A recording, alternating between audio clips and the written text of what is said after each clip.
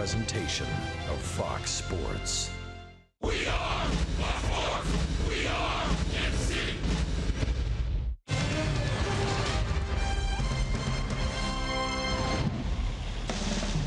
Royals baseball tonight from Kauffman Stadium. The Royals are a perfect 9-0 at Kauffman Stadium against the Minnesota Twins this year. And Royals baseball is presented by Academy Sports and Outdoors. And to get to 9-0 in game one, Billy Burns got his first RBI. It was a walk-off for the Royals. He also got his first Salvi splash. And then in game two last night, the Royals broke a 2-2 tie with a 3-run eighth inning, all 3 runs coming with 2 outs.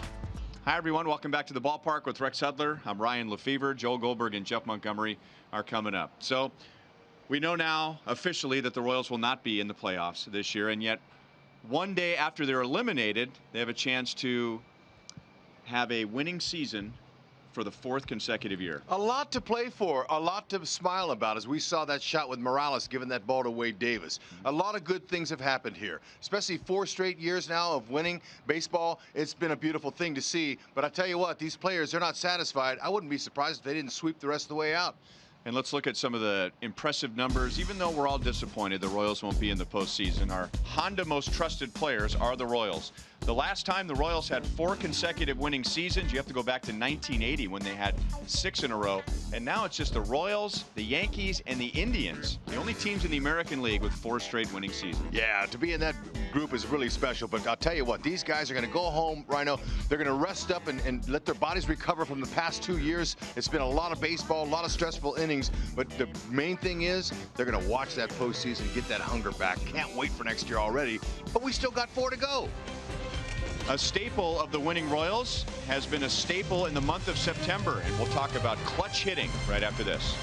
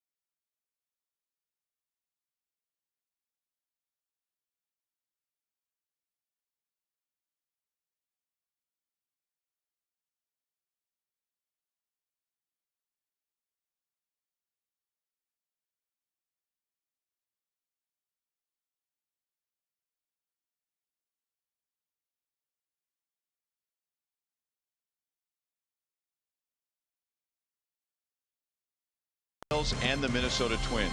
Last night the Royals had runners at first and third and 1 out. They could not get the runner home, so Kendrys Morales needed to deliver with 2 outs, and that's exactly what he did. He's been delivering the whole second half of the season. The first half we were wondering, where's KMO? But he's back. Right side, left side of the plate, doesn't matter. But this one right here, he feathered it. That's right. He just almost guided it out there and set up Alex Gordon to knock in those final 2 runs. Huge, huge win. Look at the crowd at the K. They were feeding off of it. That's why they keep coming back. Great baseball, timely hits, and clutch hits. And not just last night, our Toyota League leaders in the month of September in the most clutch of situations. Best batting average with runners in scoring position and 2 outs. The Royals are the best in the major leagues. That's right. Outside of the Royals, all those other teams have losing seasons this year. So look, you want to finish strong, there's a good sign of it right there. Danny Duffy will start for the Royals tonight. Who pictured Danny Duffy as the Royals ace in spring training this year? Joel and Monty will compare last year to this year when we come back.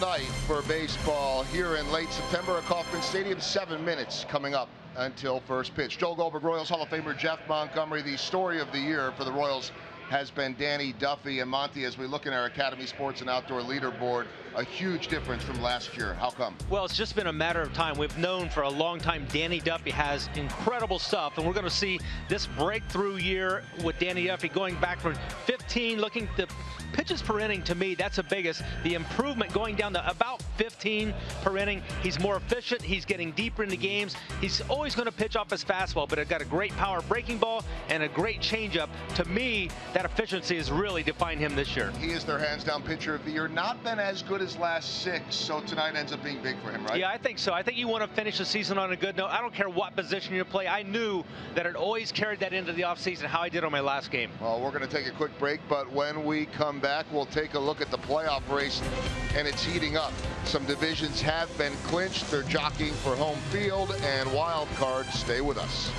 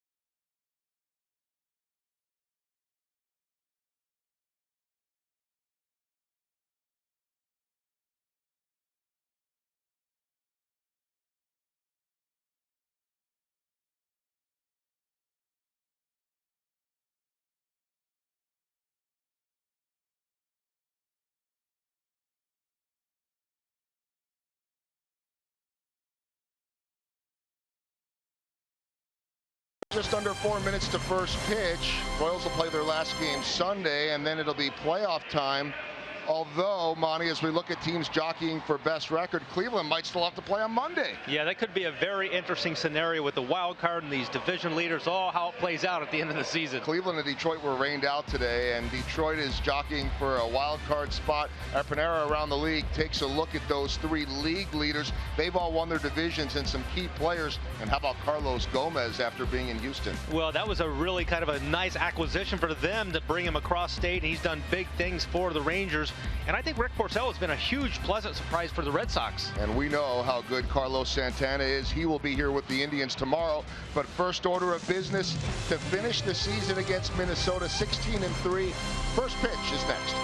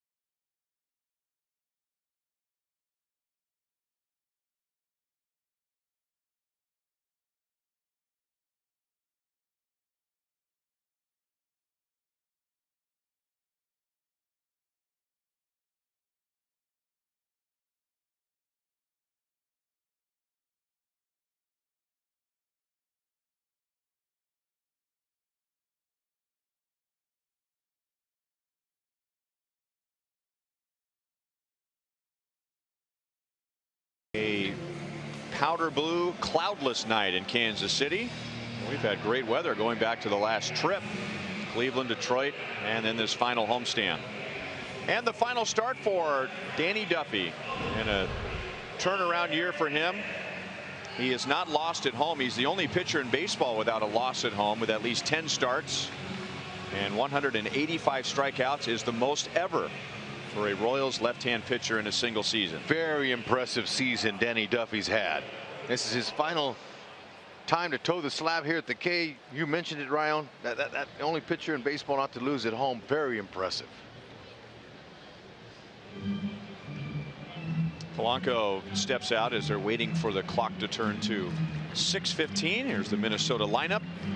No Brian Dozier, who is hitless in the first 2 games of the series, and again no Joe Mauer, no Eddie Rosario. So the Twins will have their hands full tonight against Danny Duffy, who misses outside for ball 1. Polanco is 0 for 5 in this series. Switch hitter.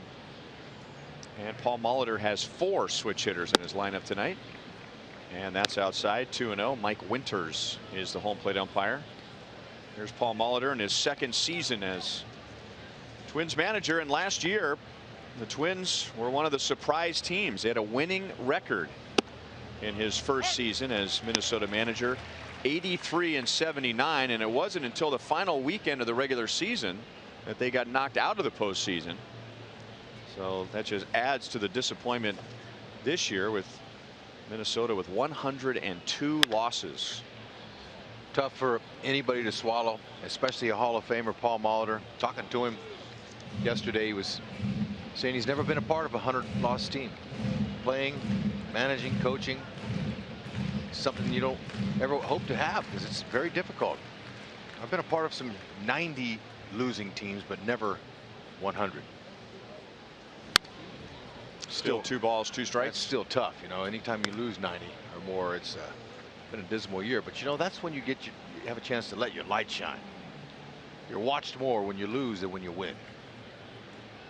People around you, media, fans, they want to know how you handle it. How do you react? It can be a good opportunity in a tough situation to hold your head up and walk in that clubhouse like you're hitting 300 and in first place. That's what you want. Players that have that mentality. Full count on Polanco. And there's a lot on the line for Minnesota tonight when it comes to pride. Since the franchise moved from Washington to Minnesota in 1961, they've never lost more than 102 games, and that's where they are right now with 4 to go. And the Royals have a chance to run the table on the Twins here at Kauffman Stadium. The Royals are 9-0 against Minnesota in Kansas City this year. Still 3-2 on Polanco.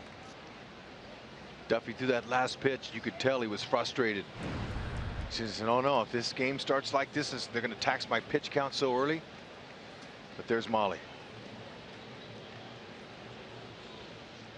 Duffy to get him out of there. Look, it's 5 foul outs now. Foul balls. Here's what he's got, and the league knows it. But just because you know the pitches he has doesn't mean you can square him up. Fastball, slider, changeup, all of them are above average and effective. The changeup has been his most effective pitch because he's facing mainly right-handed stacked lineups. And so when you pull the string after throwing inside pitches at 96, it's going to keep him off balance. That was the 10th pitch of the at-bat. And so Polanco, he's saying, all right, I'm going to get him. More and more pitches you foul off, and look at Duffy's got a smile on his face saying, oh no, this is not what I envisioned here. First hitter of the game. Duffy's had a lot of 10-pitch first innings. And Polanco takes a walk. Took 11 pitches.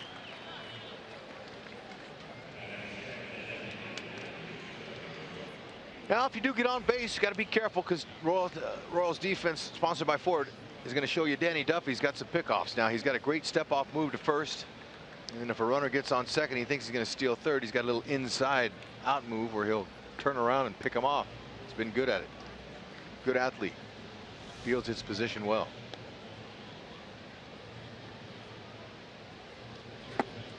And then Robbie Grossman helps Duffy out by chasing a breaking ball down and out of the strike zone.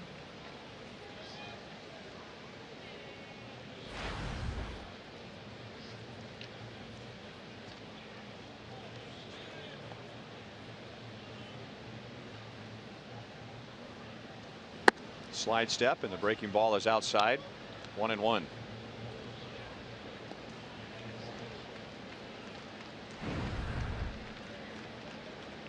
Grossman, really good numbers against Duffy. 5 for 8 with a homer. And from the right side of the plate, he's hitting .350 this year compared to .238 from the left side. Change up down and away. 2-1.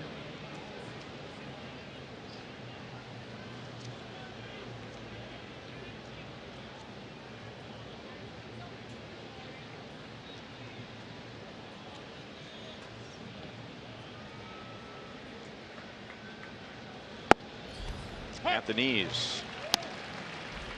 That was a borderline call, and Danny wasn't blaming this. The Royals weren't blaming it, but on Friday at Detroit, he was squeezed, we thought, quite a bit in the first inning, which resulted in 3 walks. The Royals committed a couple of errors, and the Tigers scored 2 runs. And now on a 2-2 pitch, Grossman goes the other way, and the Twins begin with a walk and a single.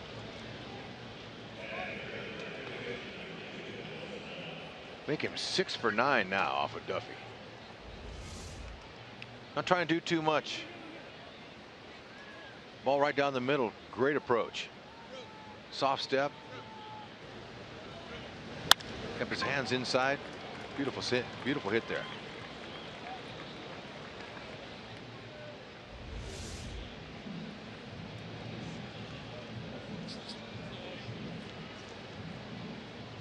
And now the middle of the order, and Miguel Sano, who has not done well against Danny Duffy in the past. And Sano is just 1 for 8 in this series. Starts him off with a changeup. Duffy mainly a fly ball pitcher, but he has induced 12 ground ball double plays.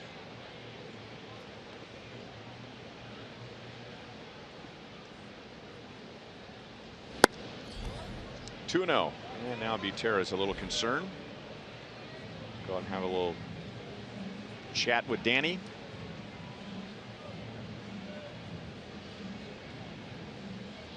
In that start on Friday, Danny threw 99 pitches in 3 2/3 innings. And again, Dave Eiland and Danny were not using being squeezed in the first inning as an excuse, but I could throw a pitcher off when you think you made some good pitches that are strikes. They're not called strikes. Paulo gets behind it. Polanco tags and holds. And that's out number 1. Yeah, especially if your mental mindset's not correct. If you're letting little things affect you, that can throw your game off some. But Duffy has shown a very strong mental side out there on that mound this year. Doesn't let too many things affect him. But that was an eye-opener for him right there, that game against the Tigers. Also allowed 3 home runs in that start, tying a career high. And you know, in typical Danny Duffy fashion, whether he pitches a gem or he gets knocked around, when he comes out of the game, he always thanks the home plate umpire. A lot of class. And now Kenny Vargas, switch hitter, and Duffy misses outside.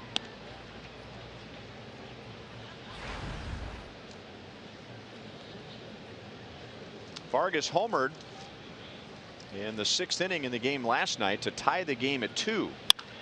And now a line drive is foul. He was just out in front. 1 ball, 1 strike. Vargas homered last night as a left-hand batter. And he's had some success with Danny Duffy in the past. To keep it down, pitch to contact. Maybe he can roll up a pair.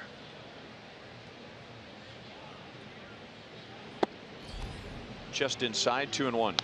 And that's what this situation calls for here with just 1 out. Got a good hitter. You pound him in with a fastball. He's going to take a swing at it. He may jam him, but it'll be an easy roller to the left side. That's how they can roll a pair. So you're going to be careful with anything out over. 2-2.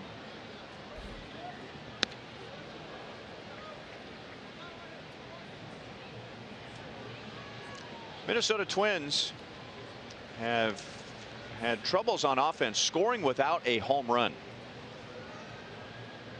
They're averaging just 1.9 runs per game in their last 11 games.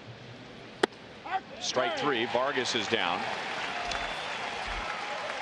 They have scored 21 runs in their last 11 games, and 13 have been on home runs. Duffy again. Now watch him. He's going to come set, but just quick out of there, man. That slide step is really deceptive for a hitter. He rushed him, and Vargas wasn't ready to hit there. Good pitch right on the inside part of the plate.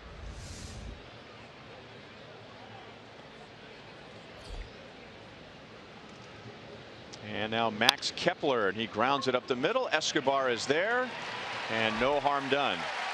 It took 11 pitches to get a decision from the first hitter. Twins had 2 on, nobody out. A 25-pitch scoreless first for Duffy.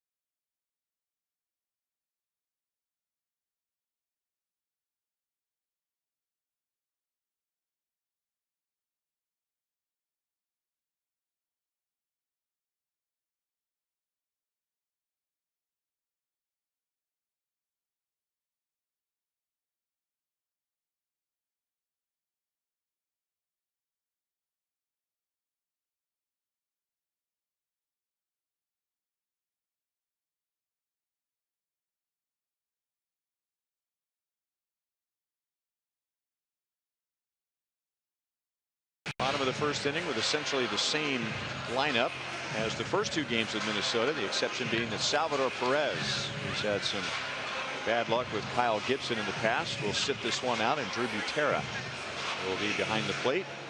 And here is the 6'6", 28-year-old Kyle Gibson. 6 wins and 11 losses, and his ERA is just a little bit over 5. Yep, not the season that he was hoping for, but he's got a chance to bounce back if he can just figure out that his sinker is his pitch and not overthrow it. There's lots of times when he overthrows that pitch, the sinker flattens out and it's hittable.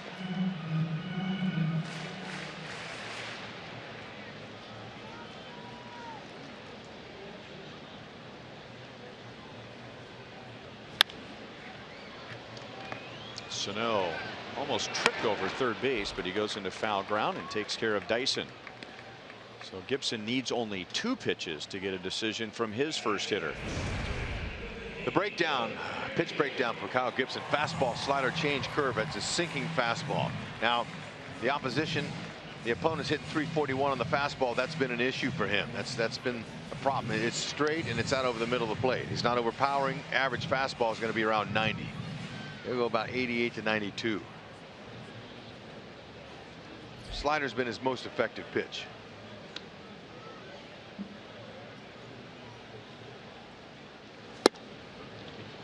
Fastball strike to Whit Merrifield.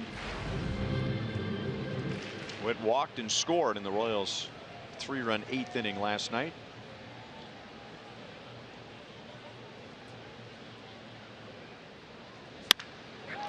Line to left, and it's going to be caught by Schaefer. 2 outs. Schaefer, good break in. Eduardo Escobar, he's their athlete. Shortstop, third base, second base in this series. He's an active player. I like him. He's a good player. He's fundamentally sound.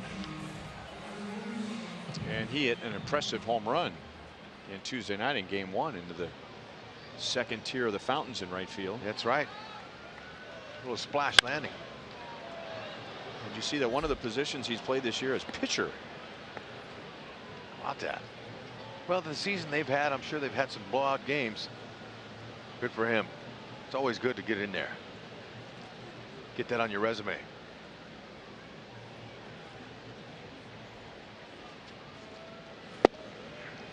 Oh, 2 on Eric Hosmer. He has driven in 3 in this series. He had a 2-run home run early in the game last night. 25 home runs, 103 RBIs, both career highs for Eric Hosmer. Gibson threw 94 that last pitch. Had a little velo. Slider. So it took Duffy 25 pitches to get through the top of the first inning. It took Gibson 7 pitches, all strikes, no score.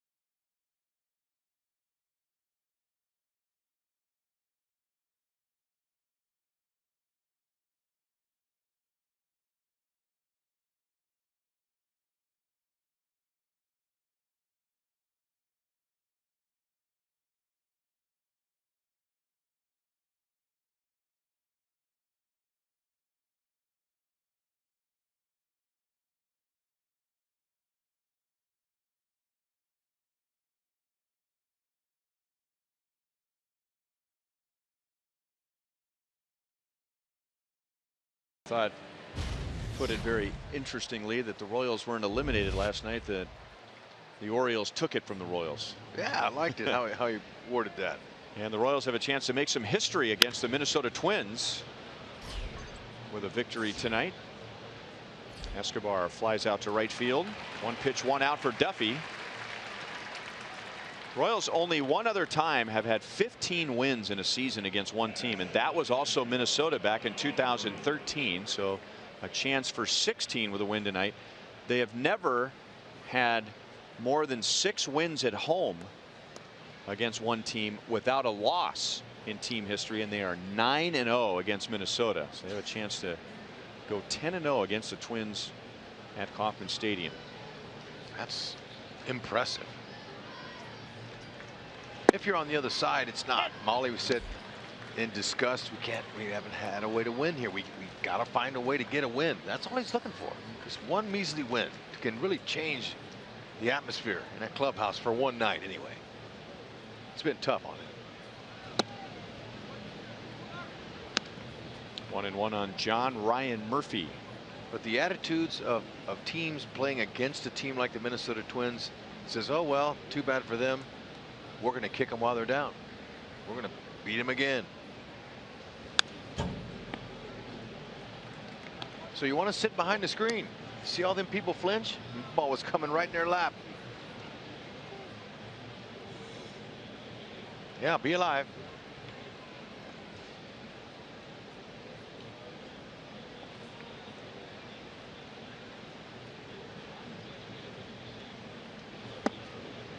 Just inside, 2-2 on John Ryan Murphy. This is his first season with Minnesota. He came over in a trade with the Yankees this past offseason, with Aaron Hicks going to New York. Blew him away with a fastball, and that's Danny's second strikeout. 2 down.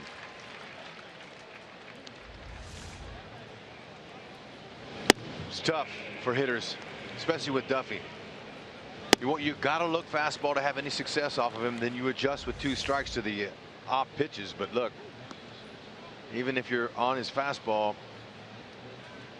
you better make sure you're short with your swing. If it's a long swing, he'll blow it by you. Here's Logan Schaefer. And Paul Molitor has just 2 left-hand bats in there against Duffy, which is a lot. I mean, some managers will not have a single left-hand hitter in there, but Molitor has Kepler and Schaefer. That's right. In Duffy's last start against the Tigers, Osmus used all right-handed bats. Slide step, hit to Merrifield. So Danny Duffy, after a 25-pitch first inning, has an 8-pitch second inning. There you go. Back on beam.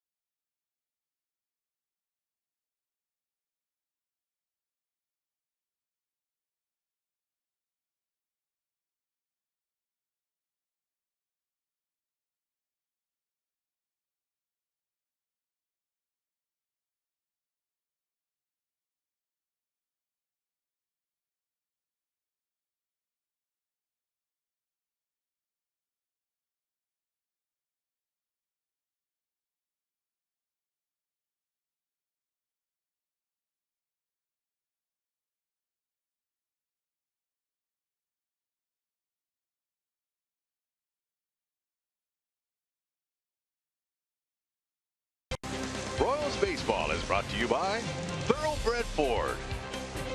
Ready for a great deal on a new Ford? Then it's time to go to Thoroughbred.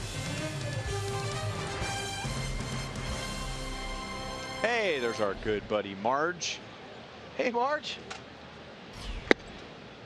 She always stands up and looks in the 7th inning and waves to you, Rhino, and then finally you let me in on your friend and you introduced me to her, and now she waits for me to wave. What a sweet lady. Longtime season ticket holder, along with her late husband Ray, and they sat 2 or 3 rows behind home plate before the renovation, and I got to know them. Marge and Ray were volunteers here at the ballpark, and so we would give each other the military salute. Ray and I would, and then when Ray passed away, we passed the torch on to Marge. So now it's Marge saluting both the radio and TV booths. It's great. And plus, you know, she keeps score. She's got her headset on. She's listening to the radio feed, I'm sure. And now she probably is one of the fans that, one of the many that keep score at home when the team's on the road. Morales chased a pitch down. Yep, she is locked in. She is getting play-by-play analysis from Fizz and Stewart, Steve Stewart. And that's kind of that. The two things she's doing right there are kind of throwbacks, sitting back and keeping score and listening to the game on the radio. Gibson got Kendrys Morales to chase a couple of pitches out of the strike zone, so Marge will have to put a K for Kendrys and for the strikeout for Kyle Gibson, who struck out Hosmer to end the first, and now Morales to begin the second. Yeah, both on sliders.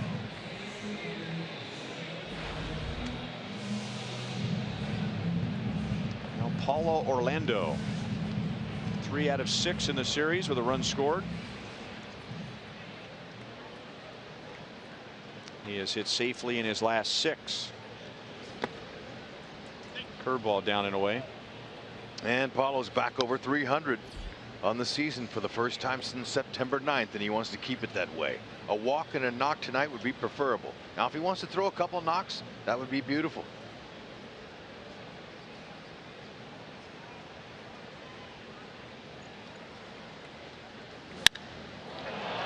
Drilled to left field. A long run back for Schaefer. It is off the top of the wall. Man, he missed a home run by inches. And Paulo will settle with a 1-out double. If it wasn't for center fielder Byron Buxton, he would have had 3 easy. Schaefer pursued it all the way to the wall, jumped, and he thought it was out of the ballpark the way he jumped, but this ball was hit nicely. Look at that swing. Nice follow through. Got a little bit of a leg kick there to load up, sets his foot down. Look at the good balance there in between his swing, the follow through. All the X's line up perfectly when you drive a ball like that. Now watch Buxton. He catches it on the bounce and threw it right in. Paulo was heading for third. He had to put the brakes on. Good play, good backup. Now Alex wants to get him in. Sinker is low. It's our last Gordo Nation of the season, so fans are holding up their Alex Gordon big heads as Royals left fielder digs in. Party on, Wayne. Hey, wow, dude.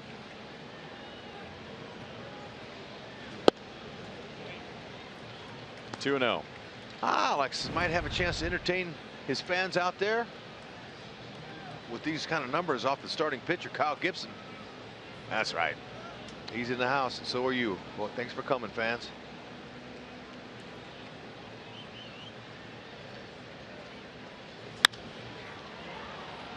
And Alex hits it into those seats. Foul. 2 balls and 1 strike. Alex drove in 2 in the Royals' 3-run 8th inning. All runs coming with 2 outs. And hitting .333 in his last 10 games. That's a great sight. Yeah.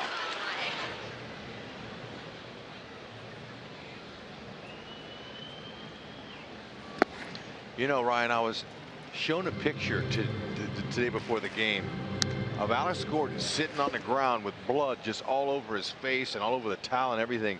And I go, what the heck happened to Alex? He was at third base, and then you told me it was the last game of the season in '07. His rookie year.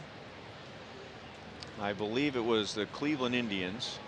I know the hitter was Kelly Shopik. That'll drop into center field. Paulo will be held. And the Royals have runners at the corners with one out.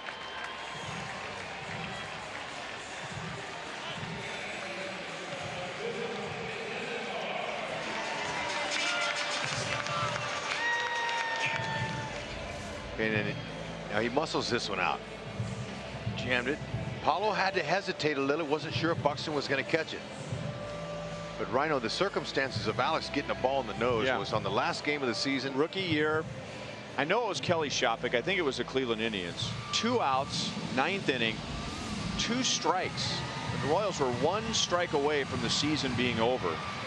And Shopik hit a ground ball to third and hit Alex in the face. He was 1 strike away from being done with the year and broke his nose. Oh, and he took that into the offseason. Yep. Bummer. Tough parting gift. And now Alex, with his sense of humor, pointed out that it wasn't a total loss, him getting hit in the face, because his now wife Jamie, they were engaged at the time. They were getting married, I believe, that off season, and they had an appointment for engagement photos, which Alex was dreading. And the broken nose got him out of the engagement pictures. Good ending to the story. Now, did they move him to left field then soon after that? No, he didn't go to left field until 2010. Was the season that they sent him back down to the minor leagues. In 2011, he was a Gold Glove winner. 0-1 on Esky. First and third, 1 out. And now 1 ball, 1 strike. Escobar is 0 for 8 so far in the series. Yeah, this is really where you're a situation for Kyle Gibson that he's been thriving in. Now, he's induced 48 double plays since the beginning of the 2015 season. That's tied for 3rd most in Major League Baseball. This year he's induced 21 with that sinker. So stay inside of it. Ooh, yeah, don't roll it over, because he's a ground ball machine in these situations here. The runner at third, less than 2. You want to try to elevate, get the sac fly. That pitch is there. It's not going to happen.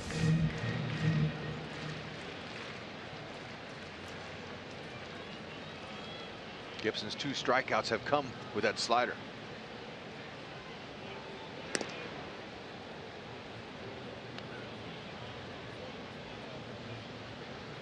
Twins thinking that Alex may take off with 2 strikes to avoid a ground ball double play. So John Ryan Murphy flicking his thumb like he's shooting marbles. That's the sign for the pitcher to throw over to first. Not running, and Escobar fouls it, and it comes back up and hits him.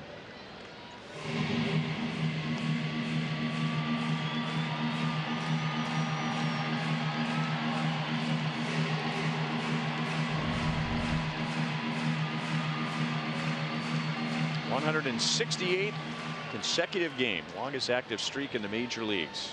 How about that little part down at the bottom there? That's impressive. Royals 39-12 when he scores a run.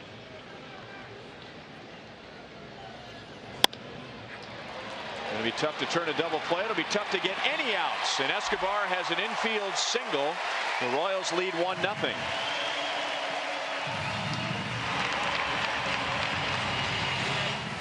Yeah, they got the double from Paulo Orlando to score on a little infield hit. It's the 137th infield hit by the Royals. It's 3rd best in the American League, and it's a 2-seam sinker. And Esky picked a right spot for it. And if you're Polanco, that's all you can do. Just put it in your pocket. I like to call that a pocket ball. And the 20th infield hit for Escobar. Inside to Chesler Cuthbert, who's finishing strong.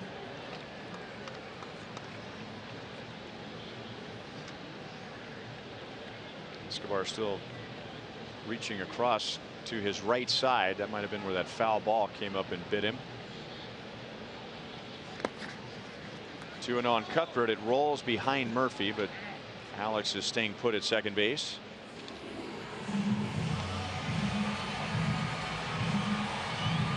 take a look at that foul ball and see where it hit Esky. Yeah, that's what he's been grabbing over there at first base. Right up his right side of his chest. They'd like to keep the line moving, ma'am.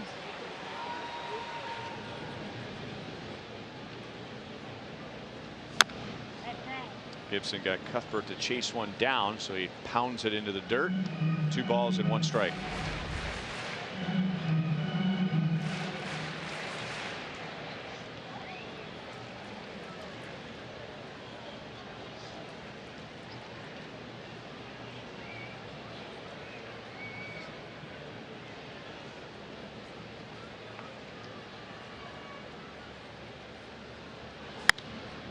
Off the end of the bat, Buxton is there. And the runners hold. 2 down.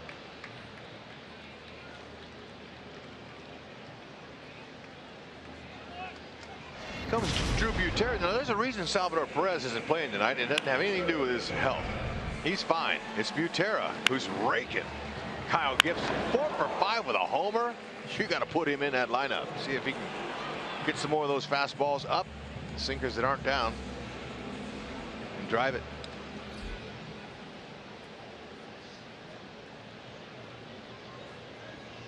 Two on, 2 out for Butera, playing in this series for the first time.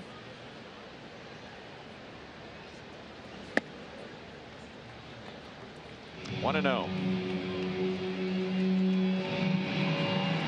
Kyle Gibson got his first major league victory in his first major league start against the Royals back in 2013, and he was tough on the Royals his first 4 starts, and now the Royals have started to catch up to him. Deep short and under Polanco's glove. Here comes Alex around third. Oops. Schaefer's throw is very high, and Butera moves up to second base.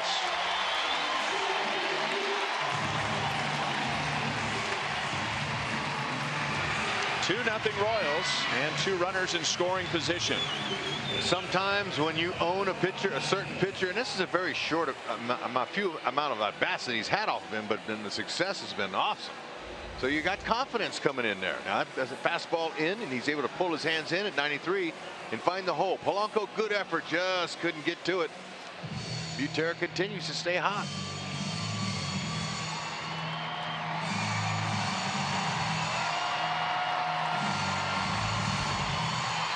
Interesting how we saw Alex Gordon cross the plate, and when he did, before he crossed the plate, there was a bat sitting in the way right there in front of the plate. Now sometimes the umpire will go out there and reach and take the bat out. Sometimes it's somebody else, but I think Alex was maybe hoping that Dyson would have moved the bat there, from what I saw. But this throw here got away from him. See that bat sitting right there? Yeah, you can wreck an ankle or a knee. Yeah. And it's tough for the on deck guy to run up there and move it. Because his job is to coach the runner, whether to slide or stand up. Ouch. Got Dyson on the foot. Yeah, I wouldn't expect a slider at the feet.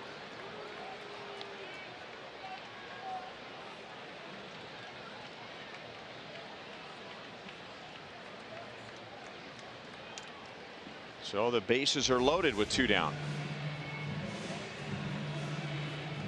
Ooh, right on the shin. Ouch. And look where the ball bounced. Right back to the pitcher.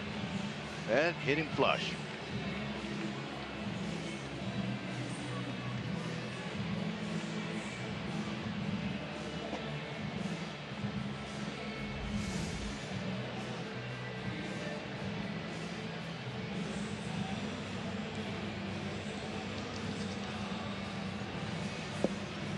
Well, it's not the first inning that they're getting to Kyle Gibson. It's the second inning. But so far this season, first innings have been tough on Kyle Gibson. 7.88 ERA, but he had in the first. It's the second here. They want to keep it going with 2 outs.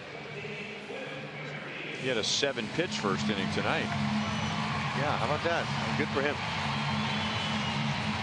Royals scored 3 with 2 outs last night. That 8th inning.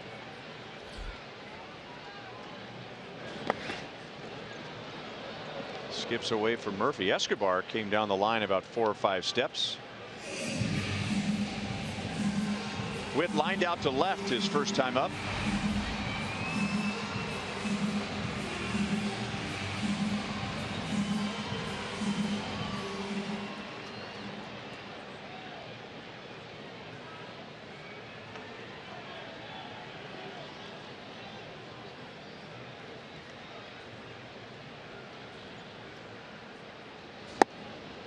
Two balls and no strikes.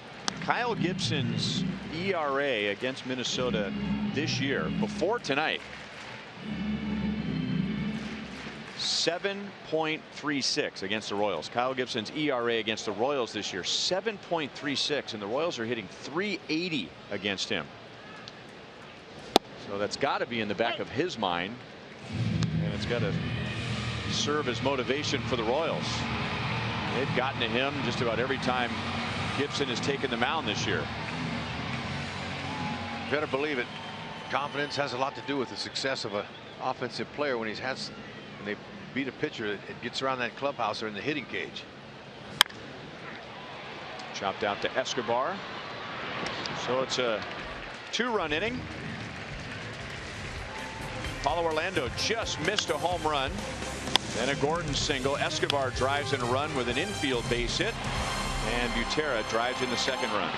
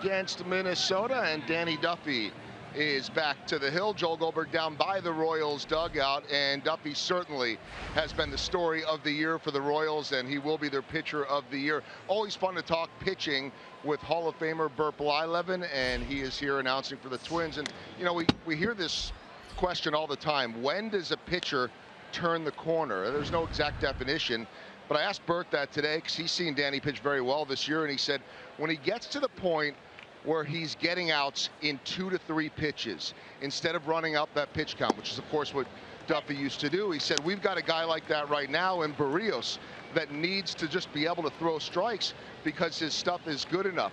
But right now you end up with not enough innings. And he said also it's a product of the way these guys are coming up through the systems now. Different game, but he says they're almost trained, maybe not intentionally, to look over their shoulders after 5 innings. He said that when he was pitching, he wanted to outlast the other pitcher regardless of what happened. If the other pitcher went 6, he wanted to go 7. Different era though, of course, guys. He had 242 complete games, 10 straight seasons to end his career with at least 20 complete games. We're never going to see that again, but the point is to try to stay out there as long as possible.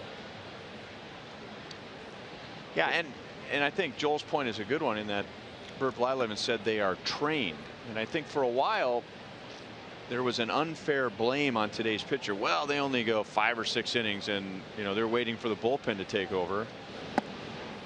That was just inside. If it was 3-2 on Buxton, but But really, that's how pitchers are being brought up these days. So they're just a product of their environment. They're not pitching 7, 8, or 9 innings in the minor leagues, so you could hardly expect them to do that at the major league level. Yep. Duffy walks his second, and both walks have been leadoff walks tonight.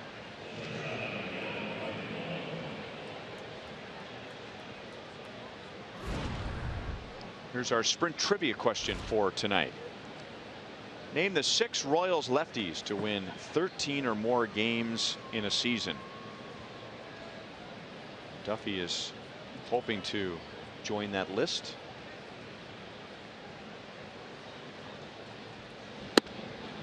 And I saw this note not long ago. If Duffy does it, he'll be the first since Bruce Chen. No, I'm wrong. Bruce Chen never had more than 12. Okay. All right, Paul Splittorff. Danny Jackson. Buddy Black. 3 left. Larry Gura. Charlie Lee Brandt. Look at the announcers go tonight. That's right. Catching our second win. How about 1 out for sure? Oh, almost got it. I think the Royals will want to make sure that Todd Tishner was right, the first base umpire, but I'm with you. I thought the Royals were lucky to get 1 out, and they almost got 2.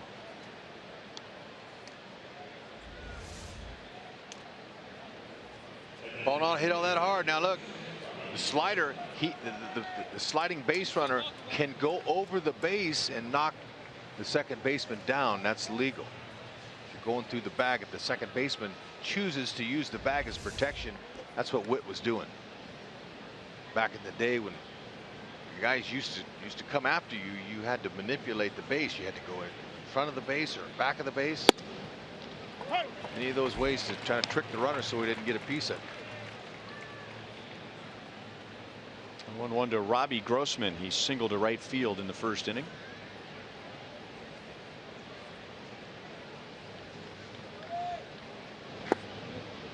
One ball, 1 strike. How about Jose Rosado? No.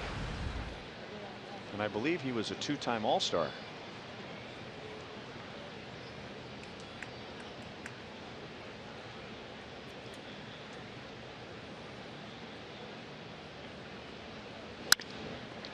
Here's a better chance for 2. And the Royals turn it. A 12-pitch 3rd inning for Danny Duffy, so he's making up for the long first inning, and he has 3 scoreless innings tonight.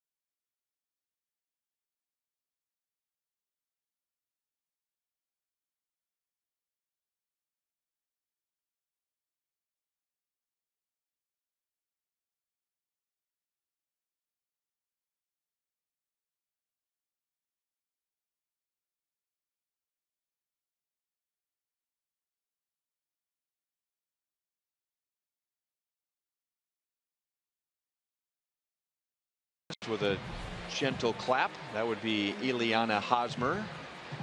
as her son comes to the plate to begin the bottom of the third inning.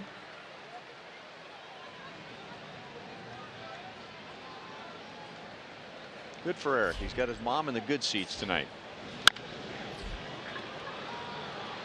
Vargas circles around and back to first, and Eric is 0 for 2.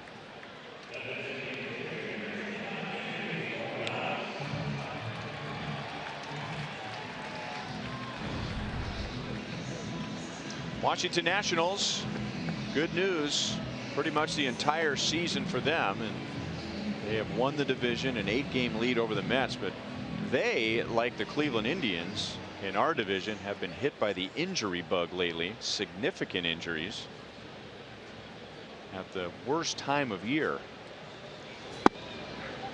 There's a strike to Kendrys Morales, our University of Kansas Hospital injury report. Their catcher Wilson Ramos, who came up through the Twins organization, done for the year. Daniel Murphy probably won't play until the postseason. Bryce Harper is out with a jam left thumb, and Steven Strasburg, they don't know when he's going to come back. He's been out since early September with a strained forearm. Ooh, man, I'll say they're limping across the finish line. Tough. Injuries are hard anytime during the season, but especially this time, they don't give them any time to recover before the real action begins. Tough blow, especially to Ramos. He's out. 2-2 on Kendrys Morales. And with the Indians, and we've been talking about their injuries, Carlos Carrasco, Danny Salazar, Corey Kluber left his last start with a groin strain. Cleveland was supposed to play a day game in Detroit this afternoon before flying here. Bounced out to Polanco. And Morales is 0 for 2, and they waited 4 hours in the rain this afternoon, and then they postponed the game. So if it's needed after the Royals and Indians wrap up here on Sunday afternoon, the Indians, they've won the division, but maybe to figure out home field advantage, or maybe the Tigers are on the edge of making the wild card, they're going to have to fly back to Detroit perhaps and play a makeup game on Monday.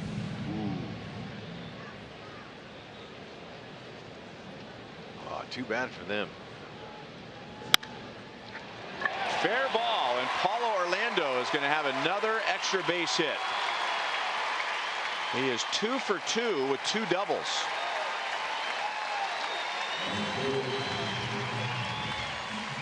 Paulo, that's for sure.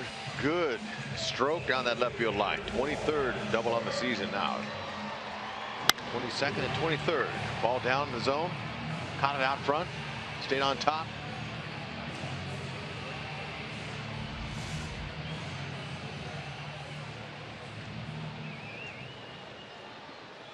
And now Paulo is hitting .304. Alex Singleton scored his first time up. And Gibson flips a curve in for a strike.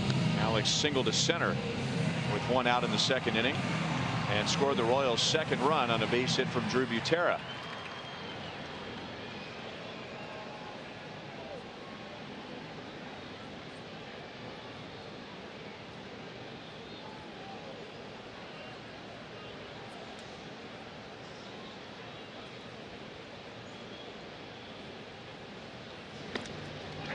And that gets through Murphy, and that gets Paulo over to third.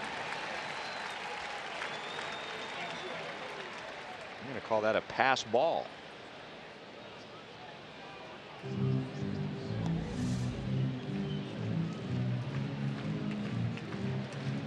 Right between the wickets.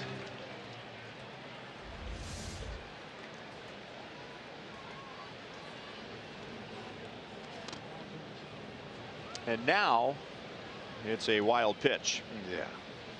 His 9th on the season. Good location. 1 ball, 2 strikes.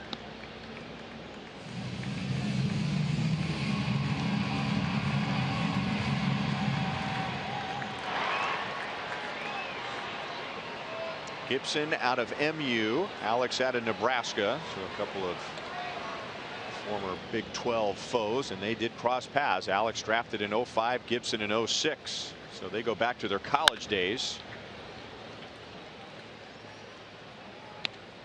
And now neither school is in the Big 12.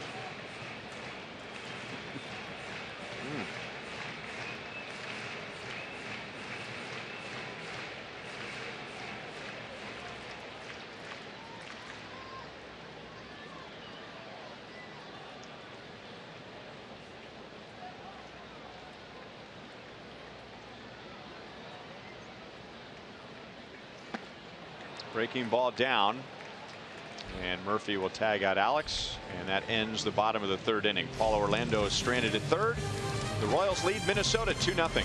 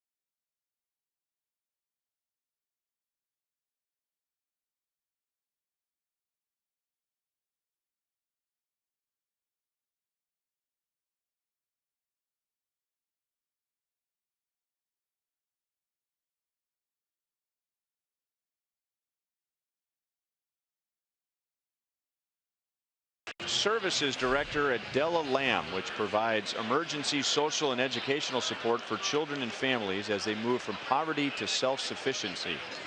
Several years ago, Coach Tony instituted the 3D requirement for all kids in his program. The ball carries to the track and to the fence, and Paulo Orlando takes care of Miguel Sano.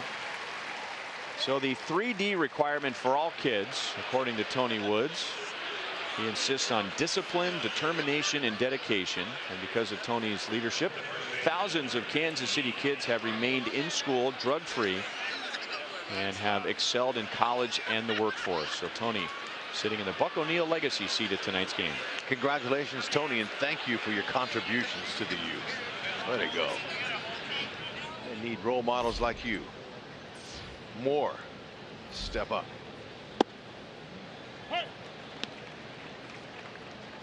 Kenny Vargas struck out on a pitch just like that. Took a fastball for a called third strike in the first inning. Now that last fly ball out there to right field, it looked like it could be routine, but with the sky, the twilight up there, the ball morphs, it turns into the sky, and it's hard to pick up. So when he took his eye off the ball, ran to the fence, and then looked back up again, it's easy to lose it. So he did a nice job of concentration on that out.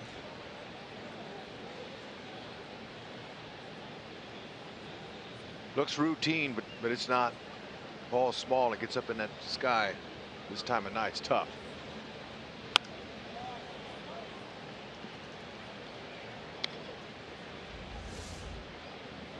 You know, he'd already taken his eye off it, but to see where he was, the ball just kept drifting and drifting. There was a breeze before the game started, about 9 miles an hour, but now it's died down. 2-2 on Vargas. Run to the spot where you think the ball is going to be. That's right. And when you look back up, hopefully it's there. And if you don't have any depth perception, you can't, you'll miss it. Pass Cuthbert. Vargas does not run well, but it rolls deep enough to allow him to chug into second base for a 1-out double. Royals fans, it's time to celebrate the best fans in baseball. Join us for a Fan Appreciation Day this Saturday, presented by Sprint. The day will feature games, giveaways, and great prizes. Plus, the first 10,000 fans will receive an exclusive pair of Royals mittens, courtesy of Sprint. Purchase tickets now at Royals.com or by calling 1-800-6-ROYALS. Those could come in handy as winter time is approaching. There's a better look at that sky. Beautiful night for baseball. And look at the crowd. Love it. Players get pumped, feed off of that energy. That hit Alex Gordon got last night. Oh man, the fans were up. And I think the early returns on the 6:15 starts in April and September have been a success. It's been somewhat a late arriving crowd tonight, but you can understand trying to get kids home from school, change some clothes, get a bite to eat, hustle out to Kauffman Stadium. Outside, 2 balls and 1 strike on Max Kepler. I like it. Plus, get you home a little bit earlier. You hope. Kepler grounded out to Escobar his first time, and that breaking ball's in for a strike, and it's 2-2. That's the best chance for Kepler right there. That slider up, you just try to slap that to left. The ball's a little bit easier to hit than the one down below the knees.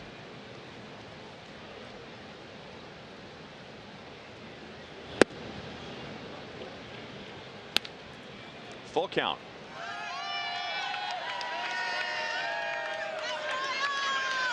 And I think that is the most common sentiment in Kansas City this year.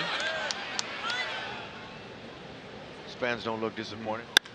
Ooh, good hit. Drilled to center, but Dyson is there. Ooh. 2 outs. Kepler's got to feel good about that one, even though it was an out.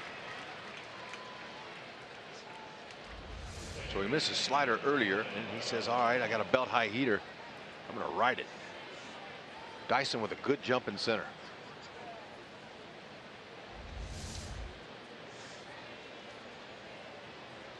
A reminder, as you enjoy a cold one, look forward to Miller Time later in tonight's game, brought to you by Miller Lite.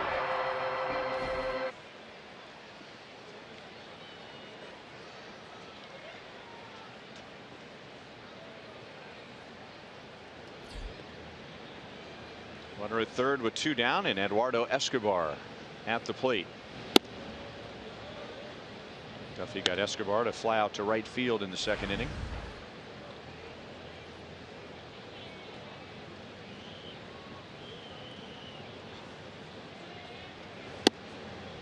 Hey. 1-1.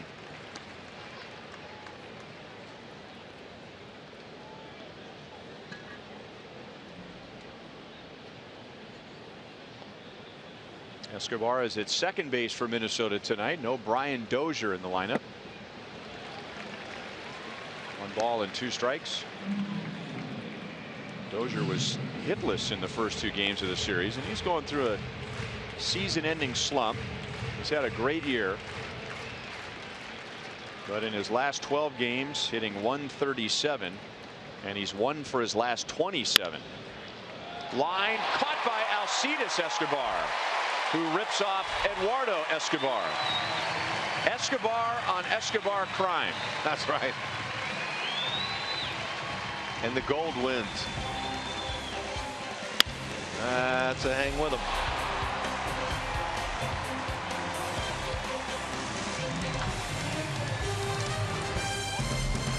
Escobar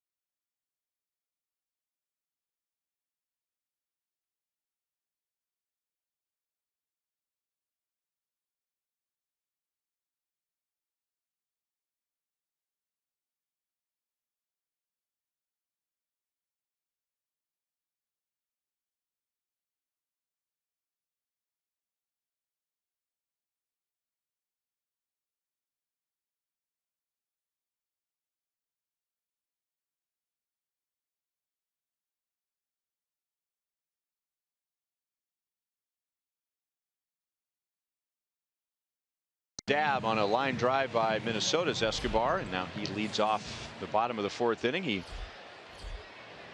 singled in a run with an infield hit in the 2nd inning.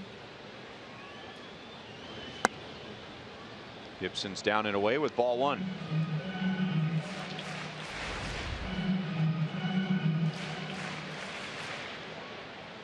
Career high 7 home runs, 54 driven in.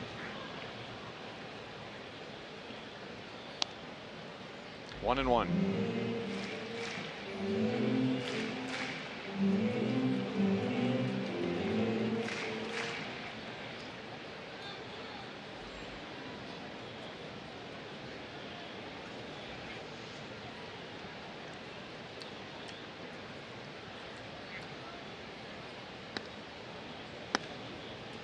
Escobar, Cuthbert, and Butera against Gibson. The Royals scored 2 in the 2nd inning with hitters in the lower 3rd of the order driving in the runs, Escobar and Butera. And now Gibson's ahead 1-2. Now there's a changeup that he hasn't been throwing that often. That's a good pitch right there. That could be one of his best, but hasn't used it all very much tonight. Sinking, dipping action down and in. Polanco fields it short and takes care of Escobar. 1 down. Remember to vote for the Royals Player of the Month at one of the 7 Rally House locations in the KC metro area, and all participants will be entered to win a majestic prize pack.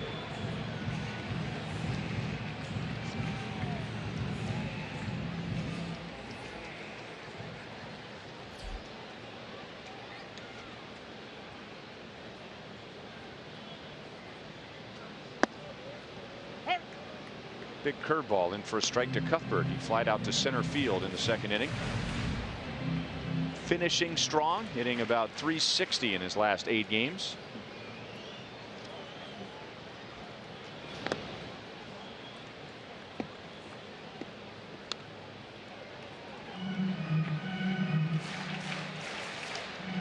Kyle Gibson, Minnesota's 1st-round pick out of the University of Missouri. He is from Indiana.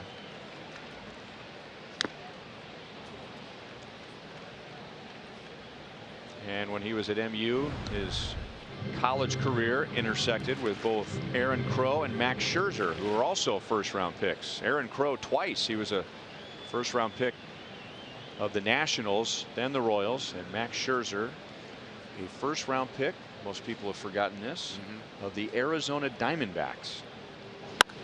And the Arizona Diamondbacks, or at least some with the Arizona Diamondbacks, thought that Max Scherzer's delivery was too violent and too max effort to be a starter. They thought he'd be best suited in the bullpen, and the Detroit Tigers said, "We'll take a shot on that."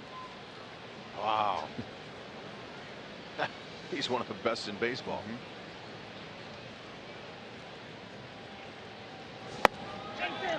That's a swing.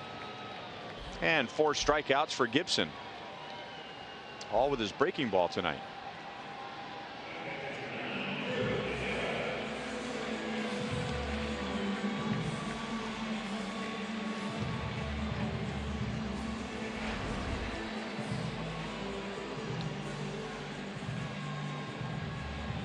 Drew Butera singled to left field with 2 down in the 2nd inning. That drove in Alex Gordon.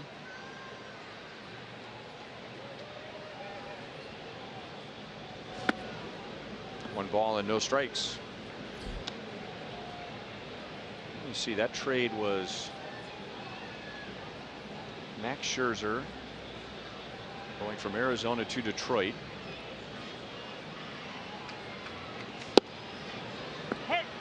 1-1. Ian Kennedy was in that trade. He went from New York to Arizona. I think Austin Jackson went from the Yankees to the Tigers. Edwin Jackson was part of that trade. Curtis Granderson. Wow. Blockbuster. Curtis Granderson going from the Tigers to the Yankees. Big names moving around in that deal. Yeah.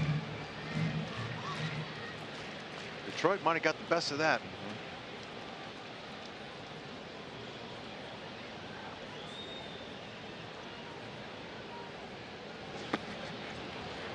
Now Gibson strikes out Butera, so he has struck out 5, including 3 of the last 4. And at the end of 4, the Royals still lead 2-0.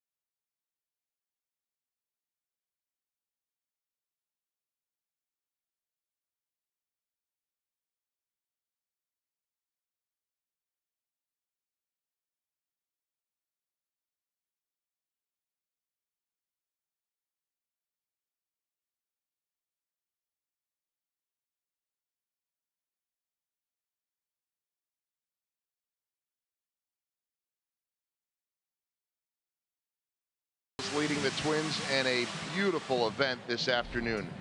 That is 5-year-old Rylan Lapata, and here for Make-A-Wish. He has Hodgkin's lymphoma, and his wish was to be a Royals baseball player. And so he signed a contract with Dayton Moore today, here with his family, and then he got to go out there and hang out with Eric Hosmer, and got to get his brother there in a little bit of a pickle, play some catch. Rylan went out to the mound, and I got to say this too. I mean, Danny Duffy, we know how good he is. Danny also, by the way, excellent with the kids.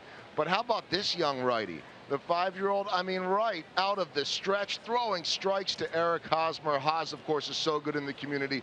So many of the Royals are, but I was watching that. So many people were. An absolutely beautiful moment for 5-year-old Rylan to be a Kansas City Royals player today. And Joel, I can add to that. When I arrived at the ballpark today, I came to the booth and there was these 2 little voices, and there they are right there, calling an imaginary game here in the booth. They had headsets on and were doing a pretty good job. Were they? Yeah. Oh, I missed it. Special. You know, there are terms that are thrown out every now and then that, you know, like we say, he's a baseball player, and what does that mean? It's really a compliment. And this applies to Eric and a lot of other players, but to do what he did today, you will say about Eric Hosmer, he gets it. That's right. Meaning his job out here is to drive in runs, make great plays at first base. He's become a leader, but he also gets the community part of his job. Was not a great bunt by Schaefer, but he put it in a spot where Danny got a bit tangled up trying to field it, and he's on with 1 out. Yeah, you're right, Rhino. Those 3 words, he gets it. That's a huge compliment to a player. Now Schaefer put enough on it. He had some top spin. He got a little top spin and placed it perfectly. Good hustle, good try by Duffy. You weren't around the game like you and I are, and you said, you know, what kind of player is this guy? He's a baseball player. Well, that may not make a lot of sense to people, being a compliment. And when a new player comes along from another team, or maybe a player comes up from the minor leagues, and you say, hey, what's this guy like? And when the words come out, he gets it. That's the ultimate compliment about a player's character. That's right. That means that blinders are off. Take the blinders off and you see everything around you. That means people, opportunities to make somebody's day. That's exactly what that means. But some players get so focused on themselves that they have blinders on and they can't see anything but right in front of them, me, I. And that's just the way of the world. Yeah, that's not just baseball players. Right. That's but it's magnified more because these guys are in the spotlight, fair or not. Ryland, by the way, has been in remission since August. That's the best news.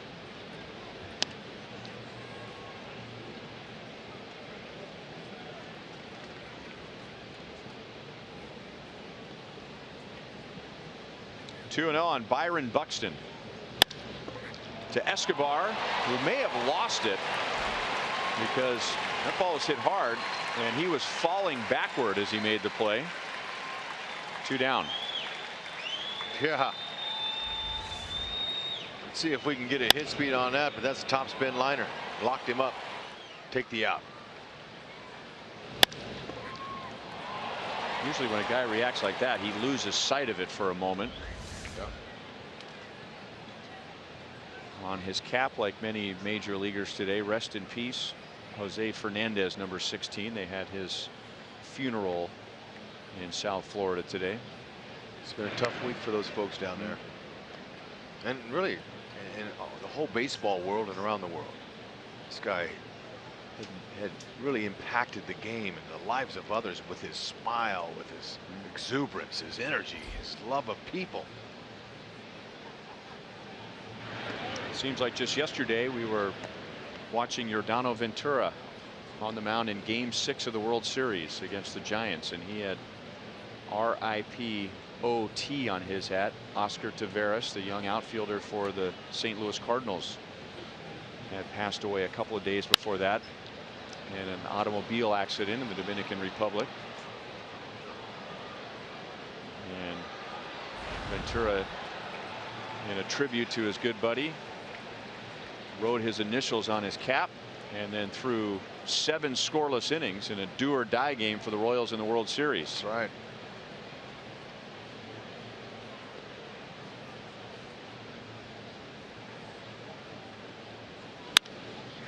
Lined up the left field line and foul. The Royals have caught a couple of breaks tonight where Minnesota hitters hit the ball hard and just foul. You got to believe that this young man Polanco, Jorge Polanco, has a chance to nail down that starting job for next year. He looks good. He's impressed me. I've enjoyed watching him play. His range. He's got a good arm. Seems to have confidence with the bat in his hand. 275 hitter since being brought up. 2 years ago, the Twins called him up at the end of June from A ball. Wow, what an eye-opener. Triggered, but was able to stop his swing. He was a prospect, but not a top prospect at the time. But there were injuries, and they needed somebody who could handle the glove, and so they called him up from A ball.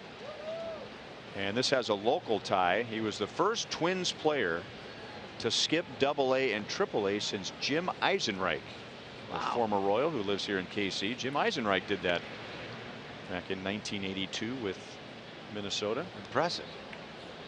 I know Eisen's a heck of a ball player, but he got a break early. And like Paul Molitor, Jim Eisenreich was not just a Twins player, but a Minnesota native.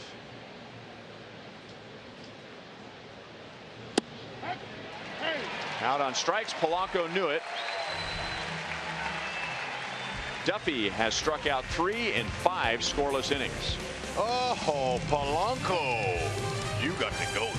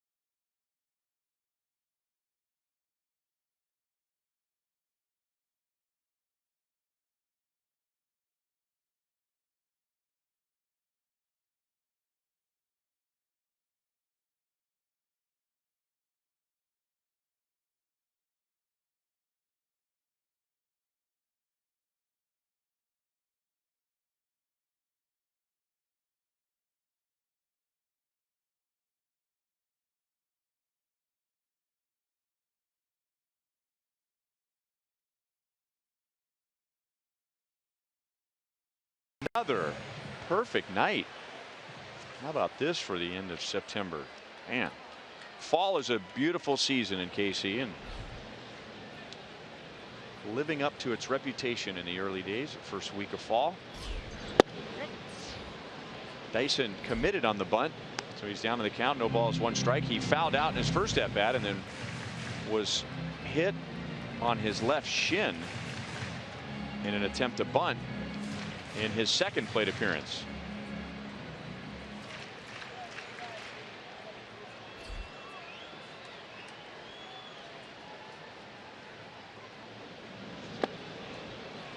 Oh, 2 on Dyson.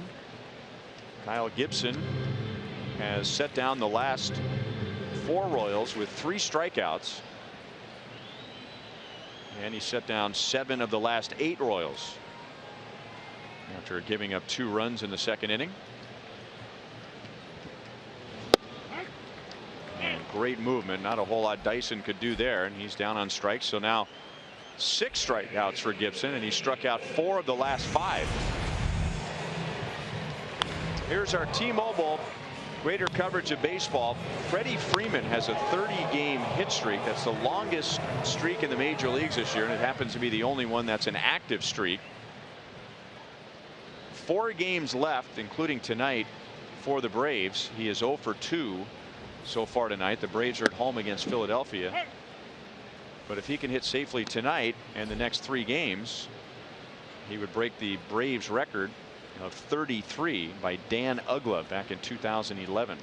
He's also reached base hit in 46 consecutive games. Wow, it's hard to do. Brilliant hitter. I just love his inside out swing. He uses the whole field. He's got power all over. I like it. Good guy too. He gets it.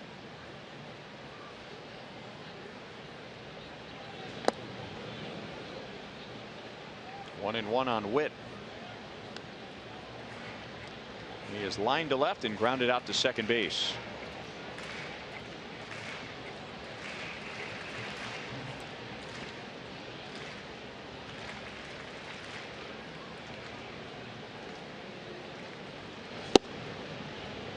One and two. Gibson really putting the ball exactly where he wants to. Yeah, he's settled in. I mean, and the reason he's getting these strikeouts is he's starting to go more with his curve and his changeup, something he didn't show in the first couple innings. 7 strikeouts. Wow, he's mowing them down. Join us for the last home game of the regular season this Sunday for Family Fun Day Sunday as the Royals close the season with the Indians. Plus, all the fans in attendance will receive a 2017 early bird schedule and Royals team photo presented by Pitcraft Printing.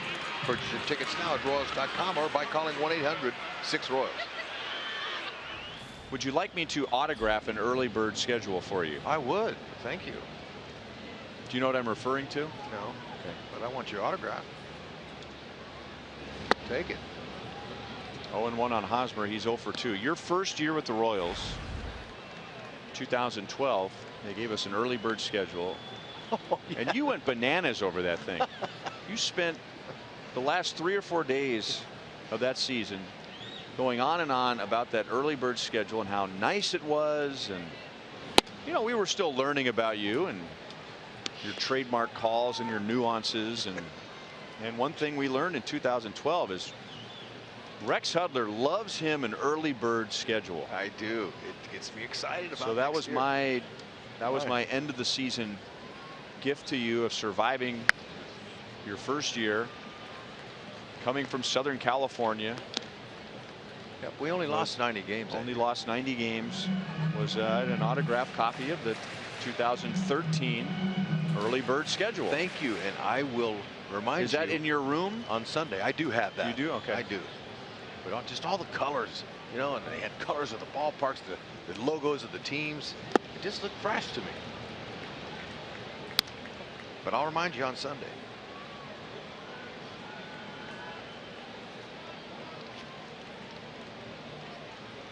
There's Eric's mom, Ileana, sitting 3 rows back. in the crown seats near the Royals dugout. Her son is a world champion.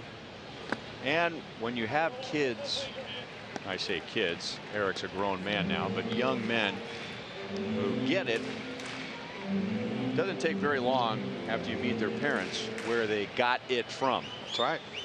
Upbringing. The respect of others. Putting others before yourself. It's hard to do.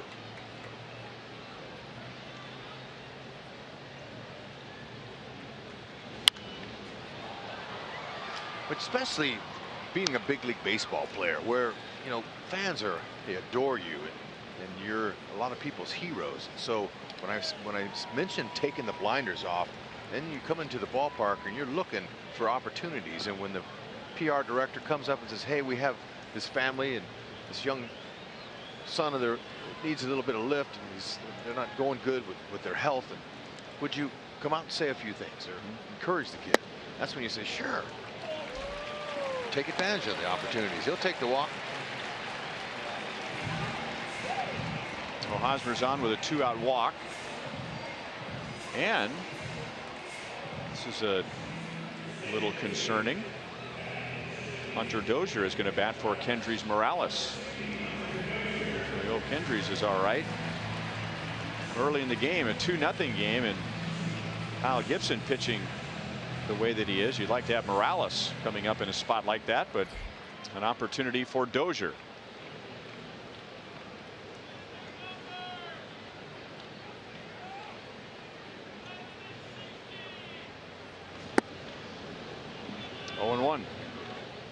He wasn't getting the first pitch fastball from Gibson, that's for sure. He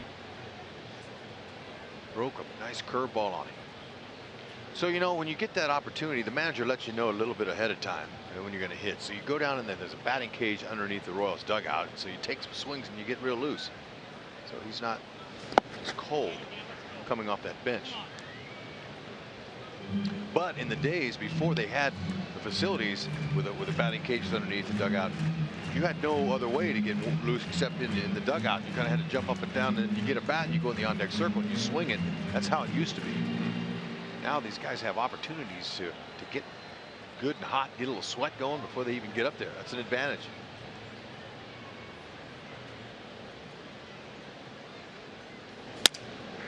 Broken bat.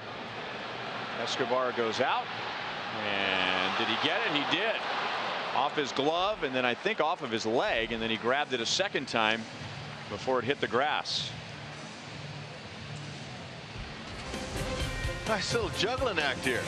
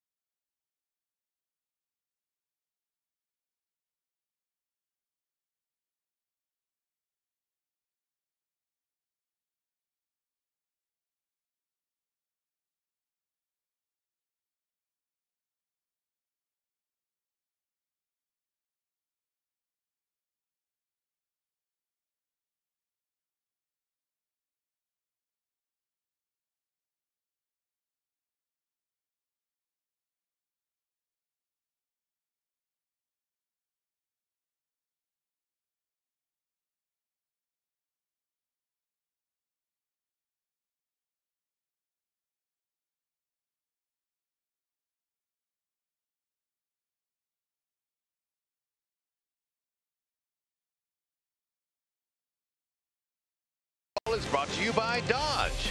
Visit Dodge.com or your local dealer today.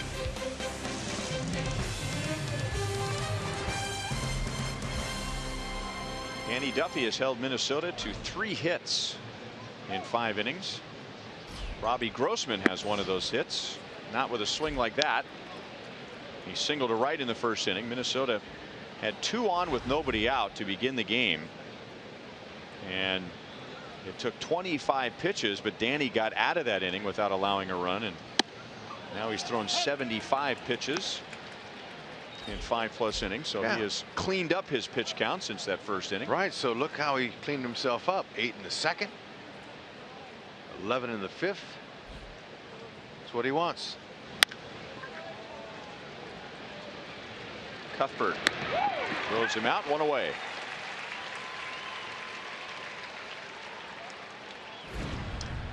All right, Hud, our sprint trivia question. 6 lefties who have won 13 or more games in a season. Danny Duffy's hoping to join that group. We have 5. Paul Splittorff, Danny Jackson, Bud Black, Larry Gura, Charlie Leibrandt. I just saw it on the screen, and I never would have guessed it in a million years. Now you're gonna put it on me, aren't you? If you get it, I'm impressed.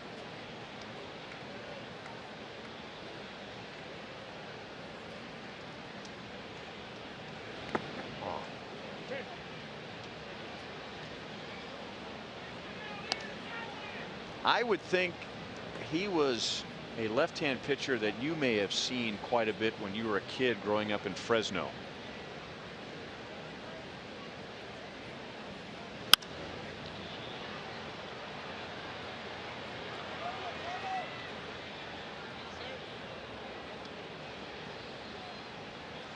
There is a great Ned Yost story involving this left-hand pitcher and a dollar bill.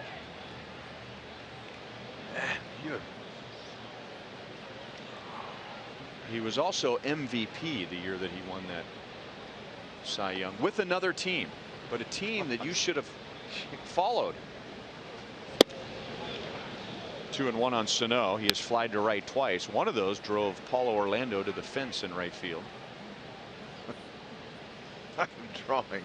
His name rhymes with Lyda Shoe. Oh, come on. I didn't even know he pitched for the Royals. Well, no wonder I'm not going to get Vida Blue. Now, yeah, I watched him. But heck, I didn't even realize he pitched here. 13 wins in 1982. Did you see? And all we needed to do was just refer to the team colors. Good play by Cuthbert to get to that ball before it went foul. 2 down. Did you say light as shoe? I don't know. What the heck? Thank you, because I was drawing blank.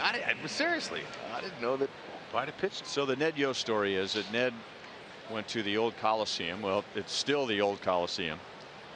And he got there early and he saw Vida Blue throwing a side session. You know, because those bullpens are right up against the first row. Right. And when he was done, Ned said, "Vida, can I have your autograph?" And he said, "Sure."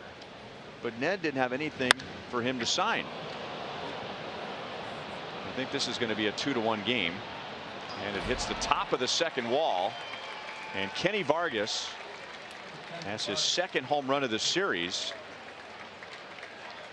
and he has his 10th home run of the year.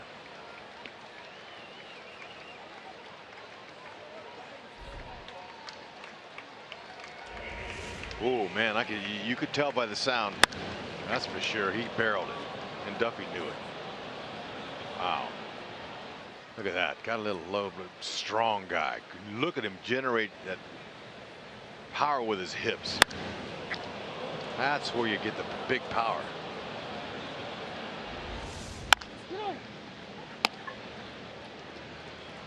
To be continued. Duffy gets Kepler to ground out to second base, so Minnesota is on the board, and their offense over the last 12 games has been mostly home runs. 2-1 KC.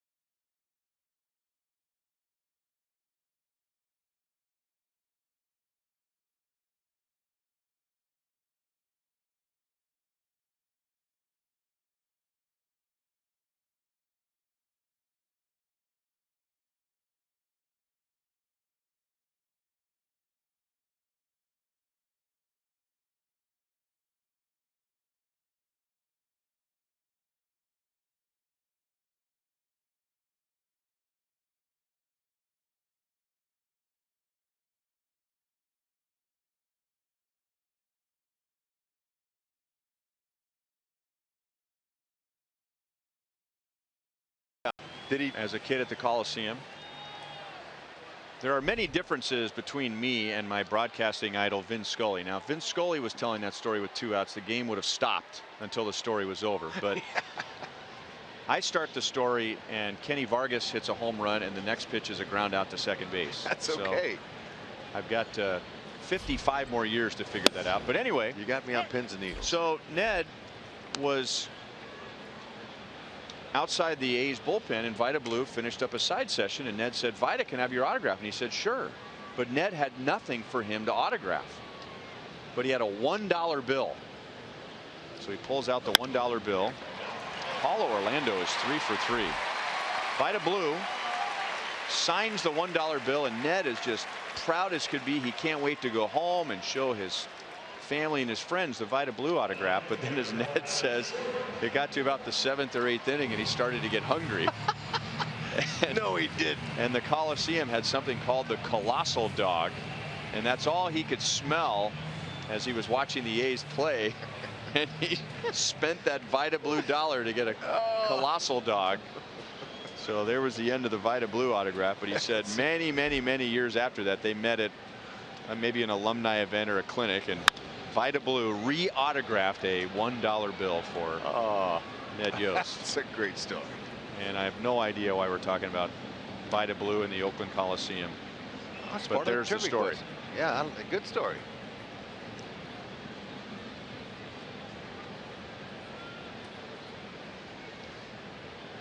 Alex has singled and struck out. He has scored one of the 2 runs. A delayed steal. And Paulo Orlando is out. So the Twins were ready for it this time. The Royals have been mostly doing that against left-hand pitchers.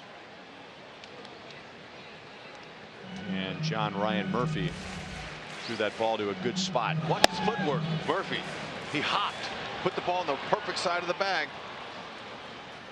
for Escobar to be able to, or Polanco to put the tag on there. Now, Paulo didn't sell it all that well. He got into a little bit of a hurry there with his 3 crow hops. You have to make 3 distinctive crow hops to sell it properly. And if you get into a hurry, they'll pick it up. But it was an excellent job of catching, shuffling his feet. Murphy, watch him inside pitch. He sees it, he peeks it, shuffle those feet, and just get rid of it quickly. But the location where you put the ball is key.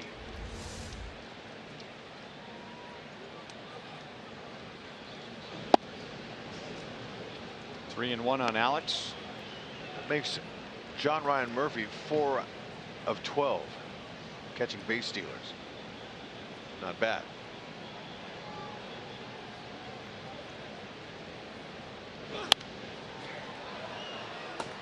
Full count on Alex. Our Sonic Slam inning contestant is Jim Armelio from Belton.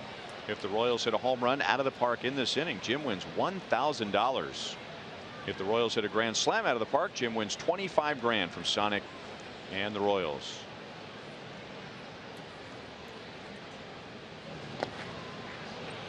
And another strikeout for Gibson. He has 8 in 5 2/3 innings. Join us for Futures Night tomorrow as we welcome select Royals minor league players to the K. The event will feature a pregame autograph session open to all fans on the left field concourse. So arrive early, meet your future Royals. Get your tickets now at Royals.com or by calling 1-800-6-ROYALS. You're not going to want to miss. You could meet the next young Royal star coming up.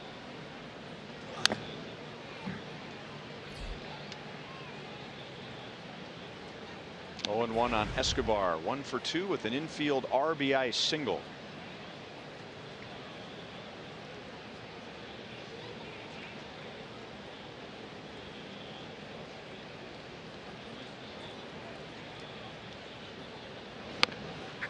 A bunt. Gibson goes down. And he went down hard. I think he's more embarrassed than anything else. He sure did. Good thing he didn't land on his shoulder. Right shoulders would have caused him some issues. Now let's go. Esky, he wants this back. And that was a good try. Oh, he saw the bunt coming and he Tried to move before his feet were ready. And the mound monster got him. That's right.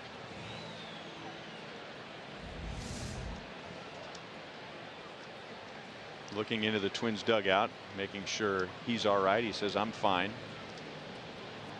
Other than his pride. That's right. Grown man did that. Whenever a guy falls down out there, there used to be a term that we use, and they still use it, but we don't use it on the air anymore. It's just not proper.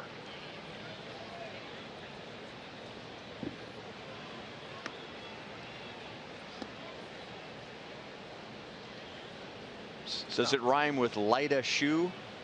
No. No? Okay. No. It rhymes with Piper.